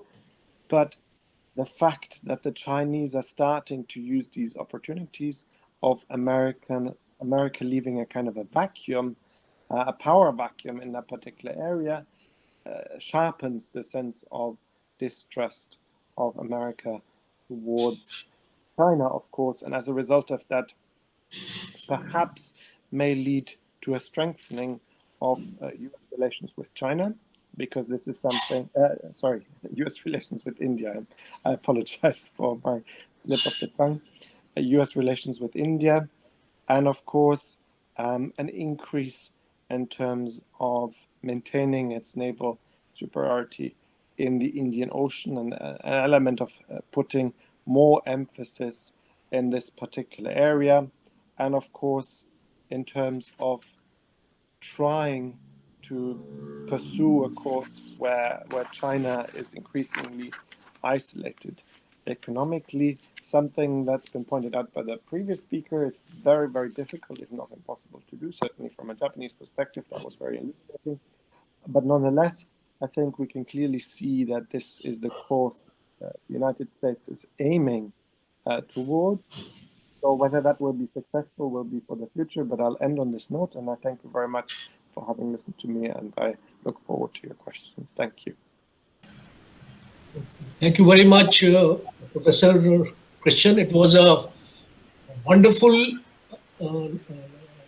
analysis and very insightful talk you gave on the Afghanistan situation and how the players such as Pakistan and China will pan out in Afghanistan, because Afghanistan right now is a very unstable region. The world's eyes are on Afghanistan, and we don't want terrorism to emerge from Afghanistan to the other nations. The worry of the United States is basically on this, that Afghanistan should not be an exporter of terrorism, and Taliban's greater thinking of a larger caliphate should not take place. The major concerns of the world, including India, are there. And recently, we had a NSA's meeting in Delhi, known as the Delhi Declaration, which was welcomed by Taliban. So, India on its part is trying to stay relevant to the situation in Afghanistan, though Pakistan and China are trying to oppose that. So, if all like-minded nations get together, only then possibly we would come to a stable Afghanistan. So let's hope in the near future stability returns to Afghanistan. Thank you very much for the wonderful talk. We have our last speaker now, an extremely eminent personality, Professor Yoga Jyotsna Varanasi. She is the honorary adjunct fellow, National Maritime Foundation, a very apt speaker as far as the subject is concerned. She is a distinguished senior fellow, Dras, Kochi, India. She also worked as a Dean Social Sciences at Osmania University and Amity University, and she has pursued her MPhil and PhD from Osmania University, where she has also served as the head of Department of Political Science. I also got my MBA from Osmania, so I have a common link with you, ma'am. And she's going to speak on an extremely important topic, which is the AUKUS and Europe gauging the China challenge. Over to you, ma'am. Uh, Thank you so much, sir. At the outset, before the organizer uploads the PPT, uh, I congratulate General Kochhar and the Indic Research Forum and the other members of the forum for launching this program since this afternoon. Very well conducted, I must compliment you, sir. There are other esteemed panelists, Dr. Velina Shakarova, Commodore Anil Singh, Dr. Sato, Dr. Kaunat, and I'm very grateful to all of you. I hope my electricity supports me. I've had frequent power cuts in the last half an hour, and well, it is 6:25, and I hope to take just 15 minutes. I hope so. Yeah, may we have the next, this is the topic, AUKUS in India, gauging the China challenge. Next slide. Yeah. Since morning, we've been having references to AUKUS and Quad off and on by several of the speakers. But what I'm going to do is piece together some of the indicators that I have managed to observe and then present it to the audience with a backdrop of Indocentricity, if I may use the term. What is the significance of AUKUS in the context of deteriorating strategic environment in the Indo-Pacific? Ambitions of China since morning has been highlighted. In my opinion, China is extremely hungry for extra land and is hungry for resources. All the game plan in South China Sea or in South Asia or in the neighborhood of China is all about access to resources and land hunger. Its policies towards all its neighbors indicates the kind of a historic injustice that it keeps talking about and the reversal of that injustice that it is attempting under a very, very ambitious. I consider Xi Jinping as an equivalent of anything like Hitler and Mussolini, and the indicators exactly 100 years after the Second World War are an indicative of the Chinese intentions. I'm not creating a scary scenario, but this has to be kept at the back of the mind of all the observers and scholars. North Korea, Pakistan, China are three nuclear capable nations, and their alliance politics have to be kept on track. Afghanistan has the previous speaker. I was hoping to see if Professor Kaunat will speak about the rare earth elements. Afghanistan is a superpower of rare earth elements, and these are mineral resources that are spread across from parts of Afghanistan, parts of Central Asia, all the way up to Mongolia and China. Now, those resources are very essential for the miniaturization of technologies and especially in defense industry. The China, in my opinion, is after these resources. They already have license for the Hajikak mines in Afghanistan, and so that is one indicator of Chinese intentions in the neighborhood of India for me. Whether Pakistan acquired strategic depth or Taliban is acquiring a momentum in Islamization and an eastward time will answer. This is my observation because the ISIS Khorasan is being promoted in the background by the Westerners and the Europeans and the Americans combined. The reason is there must be a check on Taliban, and this kind of a game plan of the United States has been very evident in many scenarios in other parts of the world. And the Indian Ocean has always been heavily nuclearized, even before we became nuclear. And one of the arguments of India for picking up nuclear capability is to counter any inimical intentions of the nuclear capable nations' presence in our adjacent territorial waters. The Chinese bases and facilities in East Africa and Chinese treatment is of its neighbors is a very, very ominous signal for people in India. Next. Will the AUKUS reshape the dynamics of the Indo-Pacific region? I have a different take on AUKUS. The Indian Ocean region and the Indo-Pacific will look at India, her navy, and her maritime capabilities. Now, why is this so? We will come to that in a little while. India's submarine acquisition, nuclear capabilities will be hastened, hopefully, because of the AUKUS providing a kind of a trigger. I'll reach to that trigger in a minute. Collaboration with France may experience an upgradation. Now, this is not because France has been outside AUKUS. It could only be a time, a couple of years or more so, before AUKUS becomes an expanded version with including France, India, Japan, Australia, UK, and United States. And I have several other scholars supporting this argument from the recently concluded Indo-Pacific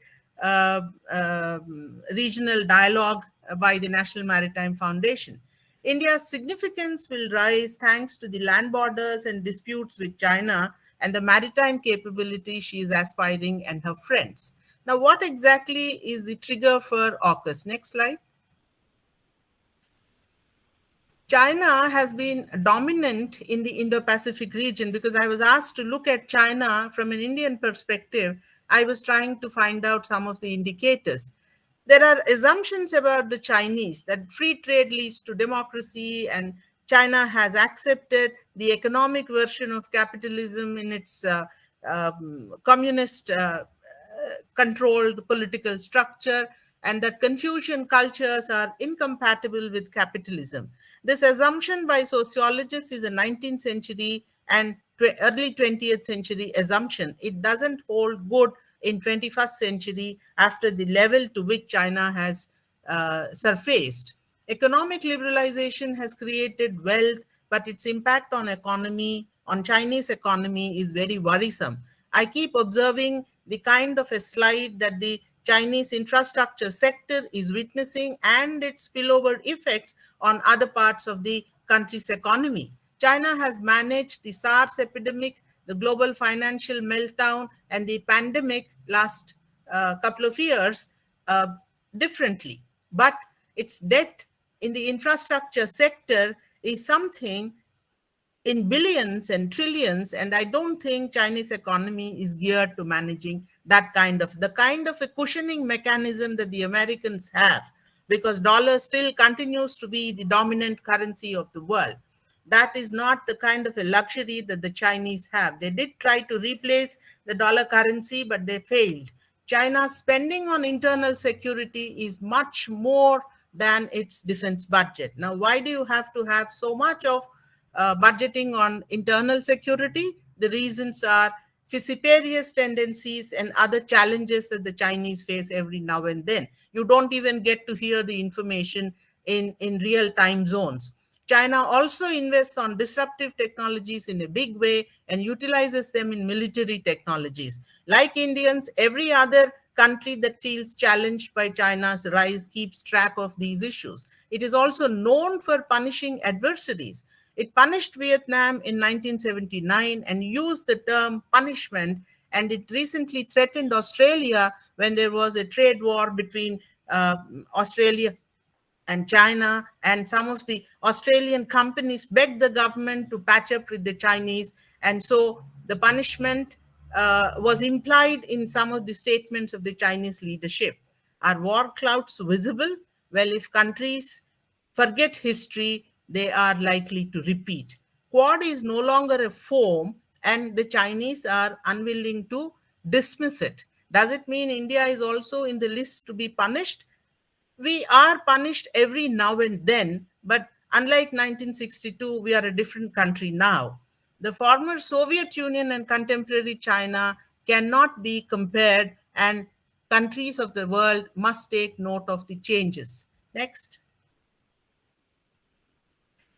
What are the Chinese intentions and activities? This week, Xi Jinping at the party forum declared the Asia Pacific region cannot and should not relapse into the confrontation and division of the Cold War era. They do get information about what the world is thinking about them. China claims vast parts of the South China Sea and other areas and has moved to establish a military presence, building islands in some disputed areas as it asserts its historic claims. Chinese villages on River Sari-Chu in the Tibetan Autonomous Region and Arunachal Pradesh on the LAC are dual-purpose houses. India is factoring it in operational plans, according to the Indian Army chief. China seeks C4I command control, communication, computers, and intelligence capabilities based on its disruptive technologies abilities. It has started laying fiber optics networks, which facilitates faster communication and prevents foreign interception. Foreign, in this case, happens to be India, in both Pangong Tso and Gogra Hot Springs, which are the two areas of dispute between India and China. Next slide.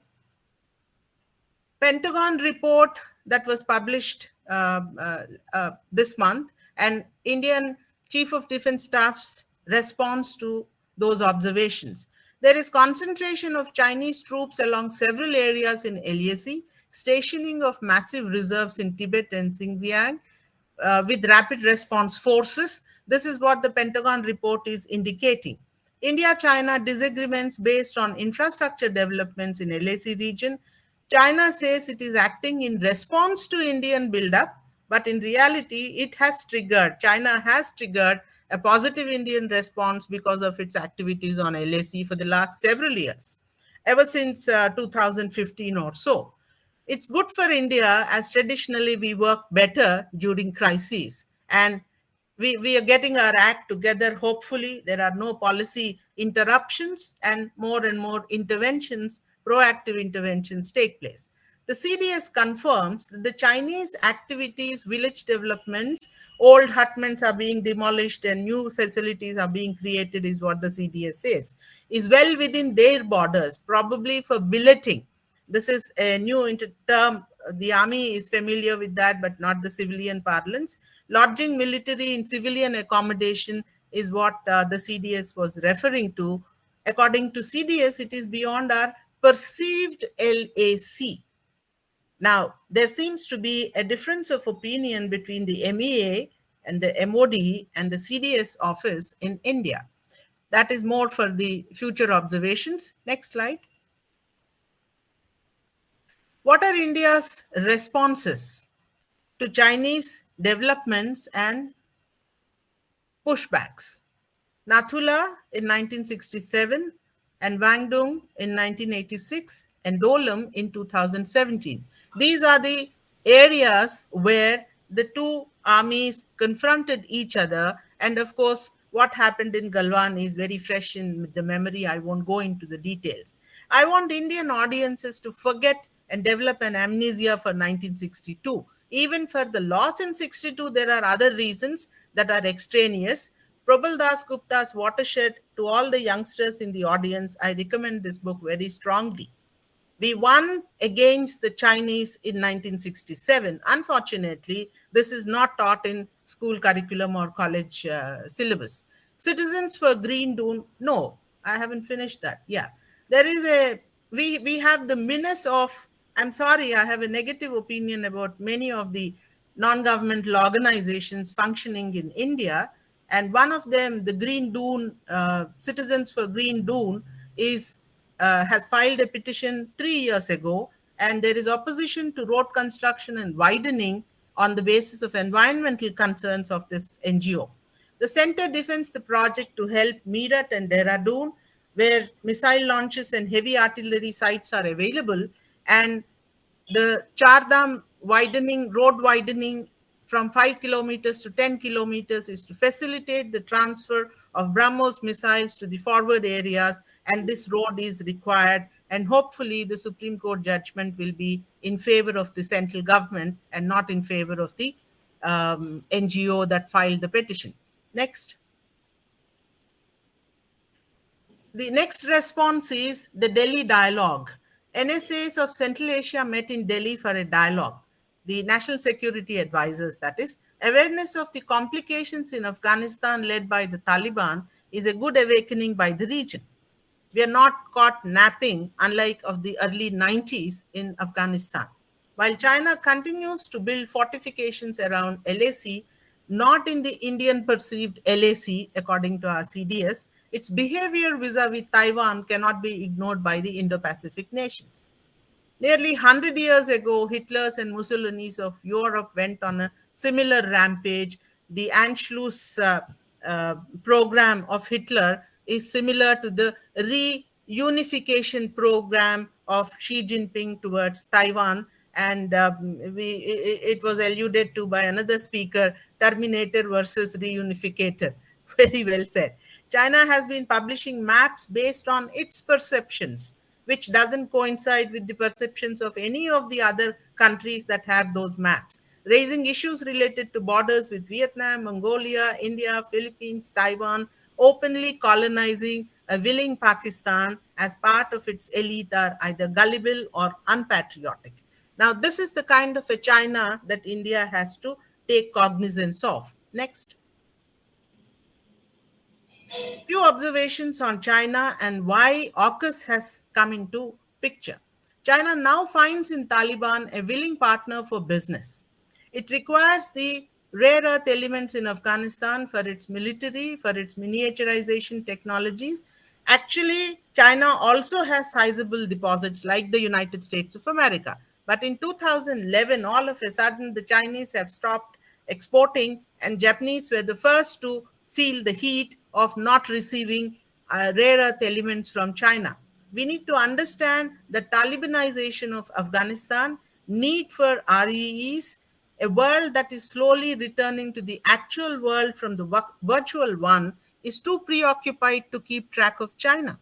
And quietly, China is displaying its ambitions through Xi Jinping's personality. Challenge its neighbors, take over territory either incrementally or suddenly is a way to establish its superiority. Hitler had the Great Economic Depression, and Xi Jinping, in my opinion, had the pandemic as the background. Next. China has been challenging its neighbors every decade since 1949. 59 differences on claims on Indian territory begin. Assertion against former Soviet Union. Stalin died in 1953. So by 59, the differences between the Sino-Soviet schism, as it was called in history, begins in 59, leading to the great debate of the ideologies. 69, they have a Usuri conflict with Soviet Union. 79 with Vietnam. 89 onwards was an era of economic surge, and 99 was preparation to take Hong Kong into the fold.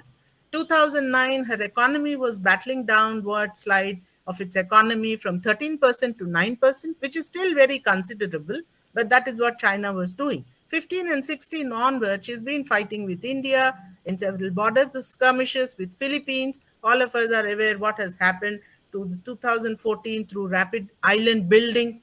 Nobody in the world has objected to Vietnam's island building. But when China started building up islands in the South China Sea, there are fear scenarios, scary scenarios being propagated. Next. Access to resources everywhere and anywhere, whether it is Afghanistan or Spratly Islands or Paracels, is part of Chinese strategy. India, which is a large country with numerous challenges on multiple fronts and a democratic setup, which itself is a challenge in this country, cannot complain against the Chinese. But India must take note of China's trajectory as it believes in putting us in place everywhere. What are the indicators? On the nuclear front, China started supporting Pakistan to pin us down to South Asia. Despite all the 50 years of proxy war post 1971, in which we defeated them. Pakistan finally has its strategic depth in Afghanistan. China is using the Wakhan corridor more effectively now for strengthening its western sector militarily and economically to overcome the backwardness of the Kunming region. Next slide. What are the latest issues of significance for India in the region? China's access to Afghanistan's mineral resources, financing the Taliban, extending maritime security to Pakistan near the Iranian border via Gwadar and Karachi by inducting the Tugril. It has hypersonic, speed capable anti ship ballistic missiles that can fire an array of anti aircraft missiles, ship and land attack cruise missiles, and anti sub missiles. Pakistan working on Harba nuclear capable cruise missile. After succeeding with K4 SLBMs, India is working rapidly on K5 and K6 SLBMs, and induction of Vela Scorpion class submarines is nearing completion. The fourth one was inducted this week. CPEC has great implications for India. Chinese diplomatic, financial, military, economic interventions or offensives in the neighborhood of India should not be dismissed as aberrations. So the world has responded, at least the nuclear capable nations have responded with the AUKUS. Next slide. There are serious and significant developments in the Western Theater Command of China. The WTC, Chinese Air Force, exercises focus on developing battlefield awareness regarding India's Air Force capabilities by extensively using its air defense and electromagnetic capabilities and conduct integrated operations to counter offensive tactics by India.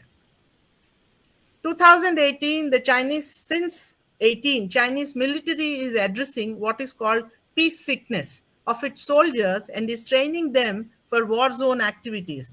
Earlier generation of training was on the plateau regions. Now it is happening on the border regions where high altitude warfare techniques have to be utilized. India has experience in UN peacekeeping missions. Chinese don't have this luxury. I don't even know what was the last war they fought. Was it in 1979 with Vietnam? A Vietnam that has defeated the Americans? Well, Western Theater Command has been transforming into a joint theater command that can fight wars against an adversary like India. China has significantly increased its joint combat capabilities in air defense and reconnaissance, and fiber optics was presented in the earlier slide. India is responding with 3 integrated aviation brigades. Next slide. There are issues of nuclear and proliferation issues and challenges that AUKUS has to take cognizance of, and the world. From China to Saudi Arabia, France to United States, Russia to Romania, most nations are gearing to use small modular reactors for clean power generation. The trigger comes from the environmental concerns. Floating small reactors are already available, if I am not mistaken, with the Russians. Production, transportation, cost of SMRs is relatively less expensive. There are companies like NewScale in Oregon in USA, Rolls-Royce in United Kingdom, which are heavily involved in small modular reactors, manufacturing and export. Iran is negotiating the nuclear deal with USA once again. It might opt for SMRs too. Zero carbon footprint is the big attraction. It will raise proliferation concerns, and anti-nuclear movements will also gain momentum. So there is a flip side to the whole issue. As a nuclear capable nation with multiple challenges from Afghanistan to China, India should move ahead in harnessing nuclear power. NGOs will challenge us before the Chinese do so, but it takes for adversaries is to trigger our civil society outfits, and I hope nobody is listening to this point. We don't have a Fauji Foundation like the Pakistanis have, and the ISECI, which is a Naval Veterans Chamber of Commerce and Industry, doesn't advocate these issues. NSA's warning. Recently, the National Security Advisor, Mr. Ajit Doval, was in Hyderabad at the SVP, the Sardar Vallabhbhai Patel National Police Academy, and he was warning Indians about civil society's interventions by inimical forces and it should be read with that intention. Next slide. Increased focus on maritime security, maritime domain awareness, meeting maritime neighbors in conclaves, IONS, IPRD initiatives, Indian Ocean Naval Symposium. IPRD is Indo-Pacific um, Re- Regional Dialogue Initiative, Goa Conclave, and the Sri Lankan Conclave. There are multilateral, bilateral, unilateral interactions with the Indo-Pacific nations between India and those countries. We have India and USA, India and Japan, India, Australia, Indonesia, India, France, Australia, with Singapore, with Qatar, with several countries we have interactions in the maritime domain. Through the Delhi dialogue to connect with Central Asia as well as Russia to take stock of Talibanized Afghanistan, to address the nexus between Pakistan, PRC, and eventually North Korea. A 3:1 nuclear scenario is what India has to answer. Next. There are, while preparing for the presentation, I chanced upon this statement. If memory serves me, it is by Mr. Manoj Joshi. Despite the tough talk on China, its trade with US and India is booming. For India, it grew a spectacular 49% in the first 9 months of the year. There must be benefit for all here, else this would not have happened. Professor Saito, when he was talking about how embedded the Japanese economic investment in China is, confirms this opinion. This is a problem that even we have, the Americans have. FDIs in India, of course, according to other statistics, European investments in India are rising while there is a decline in China. Next. How should we look at the developments of AUKUS and Quad in India? Navies will rise in importance with nuclear power submarine technology gaining momentum. Non-proliferation might become a huge question mark with Iran, South Korea, Israel joining the race. Recent developments imply that India's land borders are not secure for a long time to come. Of course, they have never been secure. Focus on army will continue, but hopefully not at the cost of navy hereafter. This was a mistake that India committed in earlier decades. Both wings hopefully integrate air power better so that we don't rectify one mistake to make another. It gives enough boost to Indian Navy in internal dynamics as we have been more focused on army thanks to the land borders. So AUKUS gives us another impetus. Indo-Pacific countries will spend on military modernizations. Weapons manufacturers will be very happy, including Indian ones. There is more clarity in international relations, in my opinion. Hopefully, development will be allowed through defense. We have a discourse in Indian academia where any investment on defense is considered to be anti-development. Now, there are many Western nations that have disproved this assumption, and hopefully India joins them because I love my country and we want a developed India. Is that the last one?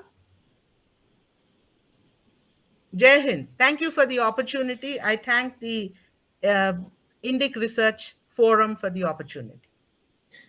Thank you, sir. Thank you, ma'am. It was a wonderful talk, and it shows the kind of research you have done. Thank you, sir. It brought in focus China. It also brought in focus Afghanistan, as well as what is happening in the Indo-Pacific. And it is extremely relevant today for India for its indigenization program, because in case you want to equip your navy in the manner in which you have brought it out, ma'am, then you need your own manufacturing capability within the country. So unless you do that, because today we are importing everything for the Indian Navy. We don't have the technology. We cannot build our own destroyers and corvettes and things like that. So we are relying on our imports. So this has to change. And earlier the realization will come, the better it will be for our own country. And it was, thanks a lot for your talk. We have three questions lined up for today. I would like to offer the first question to Commodore Jai Singh. It is from Srijita. She says, in your opinion, do you think Quad has come a long way since its inception as a nascent security dialogue in 2007? In what way can we highlight the growth stroke popularization of Quad?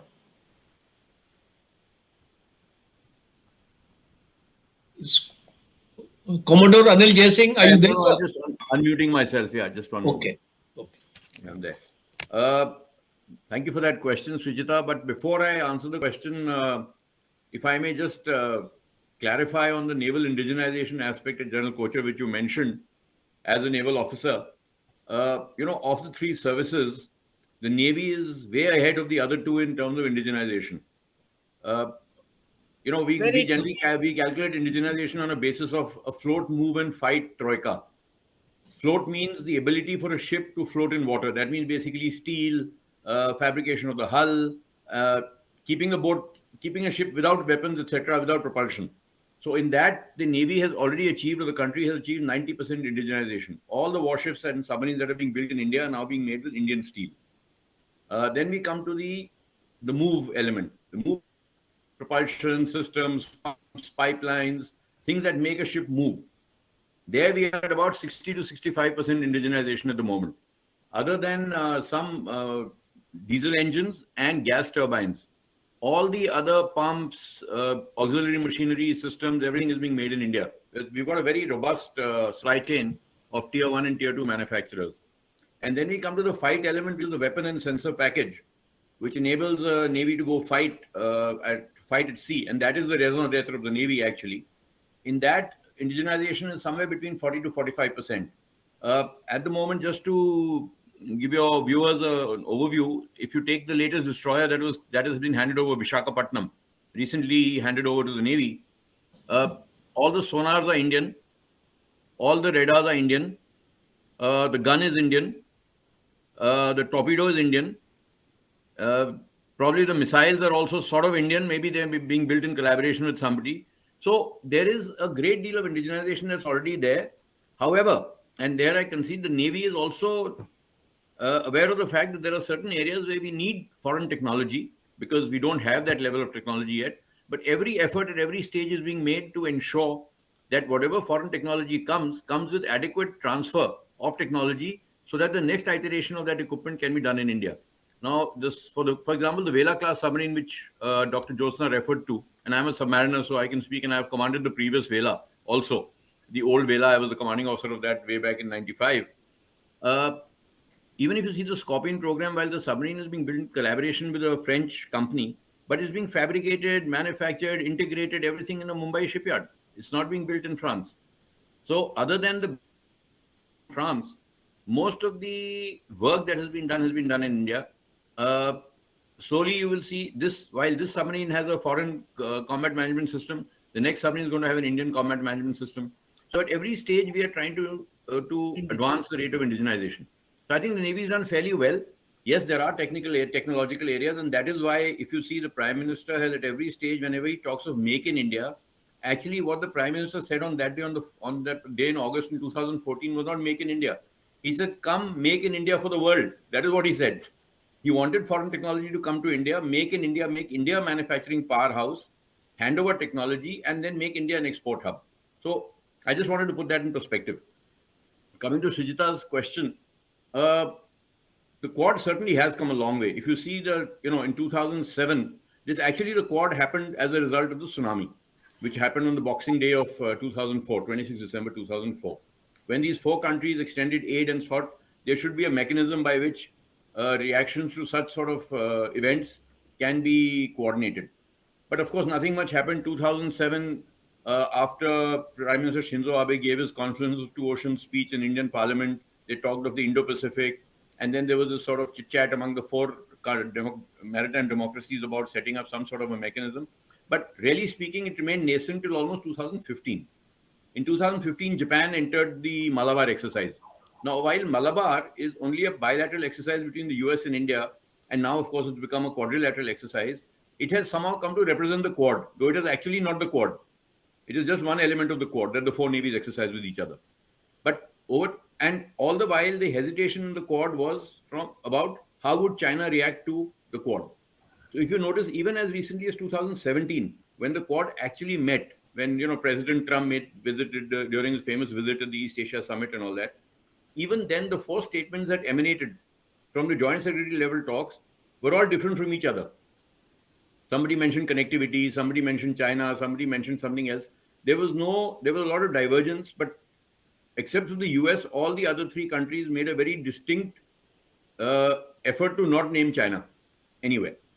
And thereafter, if you remember, in 2019, Australia was sort of disinvited from Malabar, now whatever that means, at the last minute. So only three navies took part. So these are all factors which was the China factor, that nobody wanted Chinese opprobrium to any sort of interpretation that the Quad is becoming an anti-China China containment strategy. To the extent that in the 2018 Raisina dialogue, there was a panel discussion with all the four chiefs and the French chief, 5 chiefs on the panel, where the talk was so stilted about, because China, nobody wanted to mention China other than the CNC PACOM or Indo-PACOM, that 2 months later in Singapore, CNC Indo-PACOM said, we might as well put the Quad to pasture. And India is obviously not interested in the Quad. These were more or less his actual words, that because of India, the Quad is not going anywhere, and the Quad is something that can be, dismissed. But since then, there's been a tremendous change. I think Galwan was a factor. It's Chinese aggression in East Asia, on the East China Sea was a factor. And of course, the trade war with Australia was a third factor. So all the three countries suddenly hardened their stance, and China and the Quad suddenly emerged. Plus, COVID happened.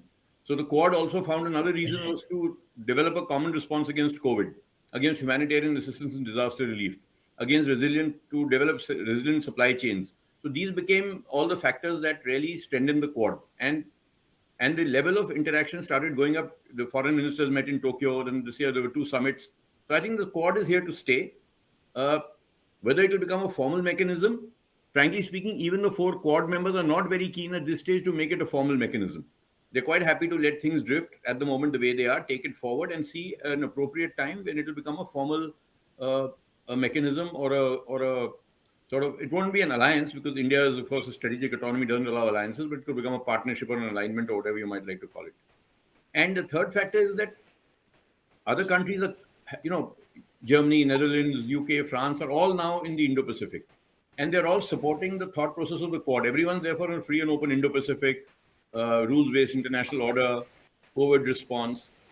But I don't think the Quad members themselves are very keen to expand Quad. They say till we don't mature as a 4-nation grouping, let us not get too many people into it because that will sort of could lead to divergences increasing.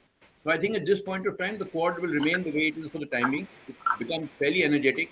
2 heads of government summits in 1 year is a very unusual thing to happen. And I don't think it's a China containment strategy. If at all it becomes a China containment strategy, China will have itself to blame for it. It has no one else to blame for it. India at every stage said anyone is willing to become a part of the free and open Indo-Pacific. So if you think like us, please be part of it. So I think that is where we stand in Quad at the moment. It's maturing, it's effective, and it's got a very distinct sort of but a very at the moment. Chair, may I want to add a point on Quad, if you permit. Please, sir. Please. Ladies and gentlemen, let me tell you something about Quad. There are certain things which are said and there are certain things which are not said. Nobody in Quad formal meetings names China, but every discussion on Quad is on China. That's number 1. Number 2, the rules of the games are changing. There is non-contact warfare, and in the non-contact warfare domain, you have the biological warfare, which is health. You have cyber warfare, which is, you have economic coercion, that is also a form of warfare. You need an alternate supply chain to deal with China. You need an alternate technological supply chain to deal with China.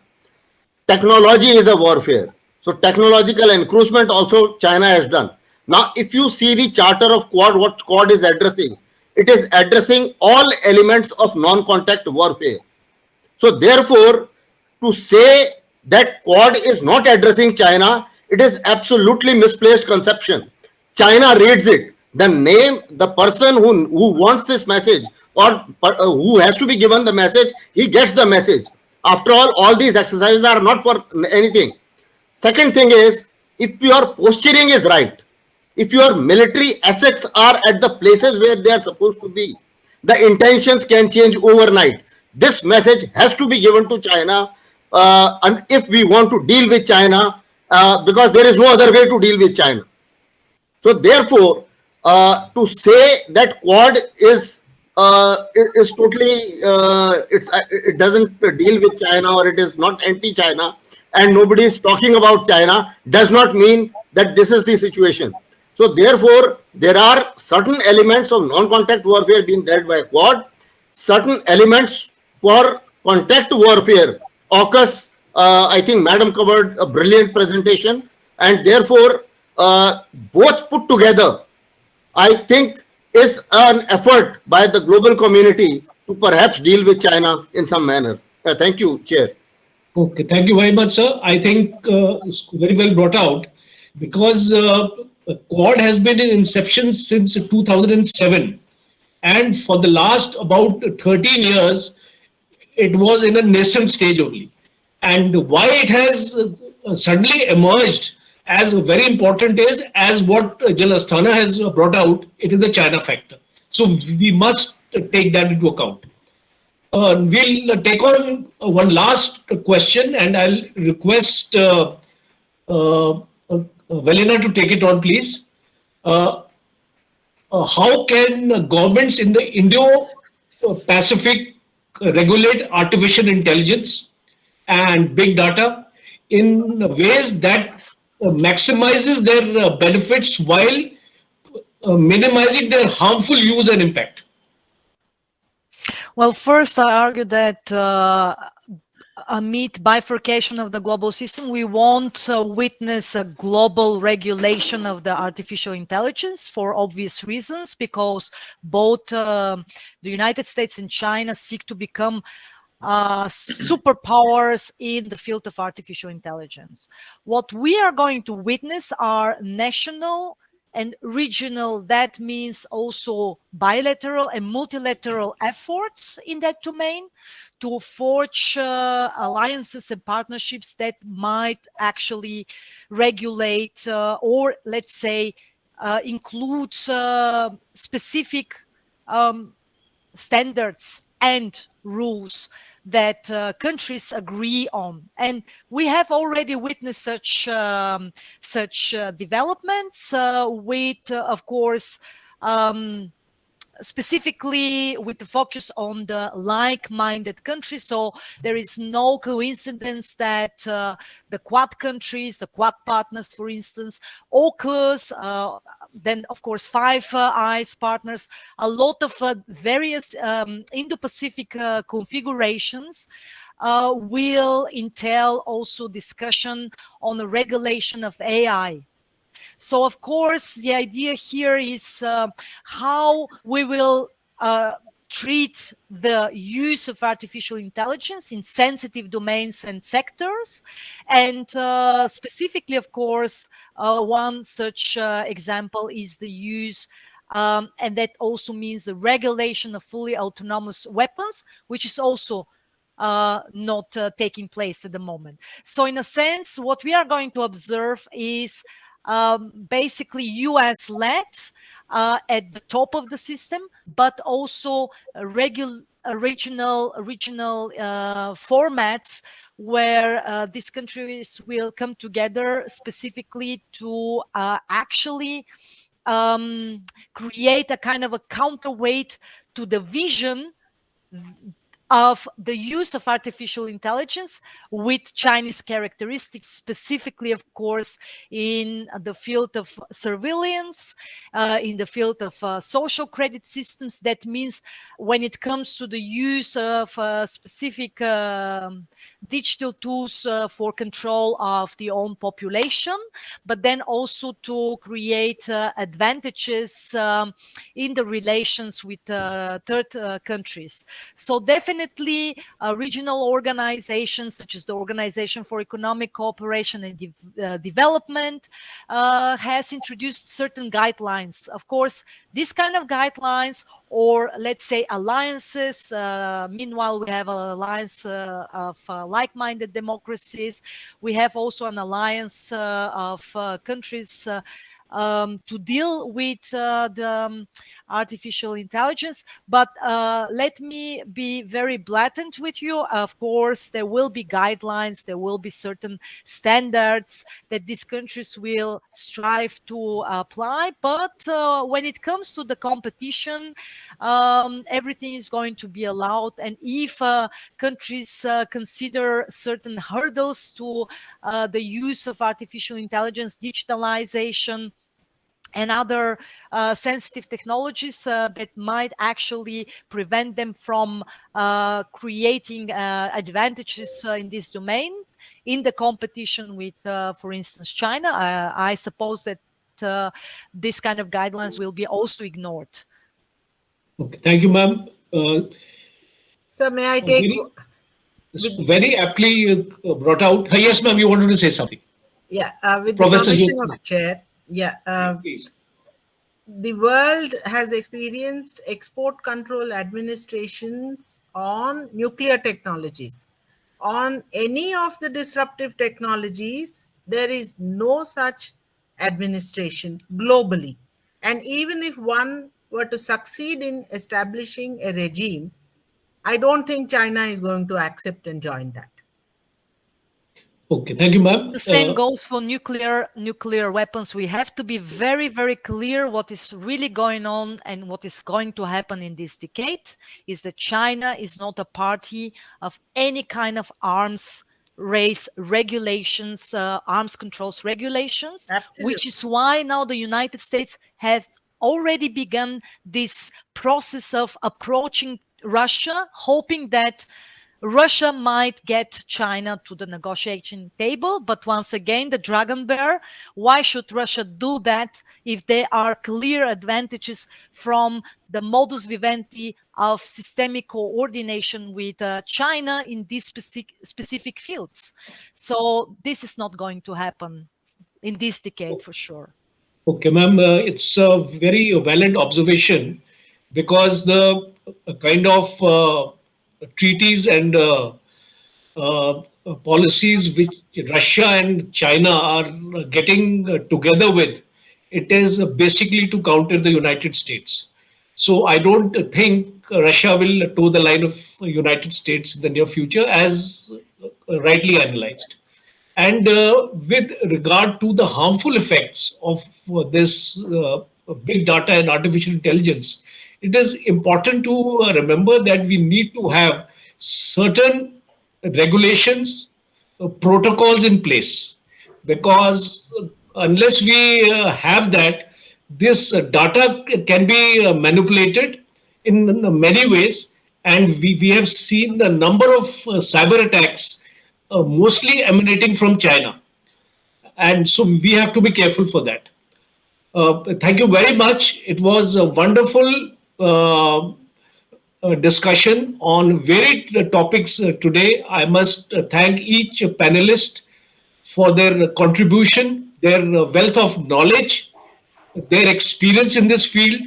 As a matter of fact, I myself have felt more educated today by listening to all of you today, especially the naval aspects were very beautifully brought out by the Commodore.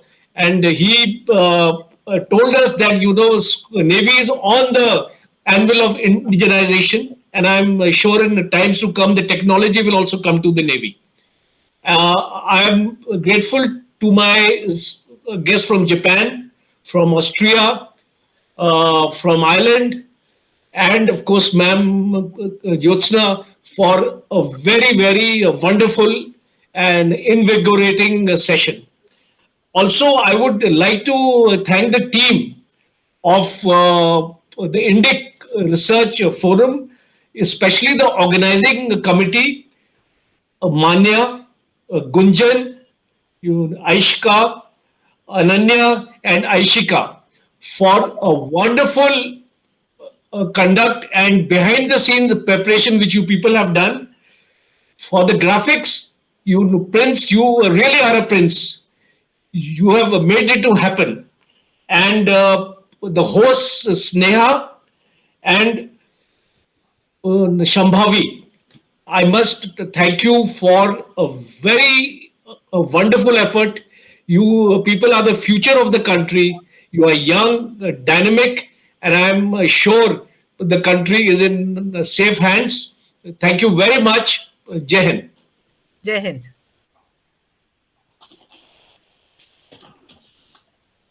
Over to you, Aishas.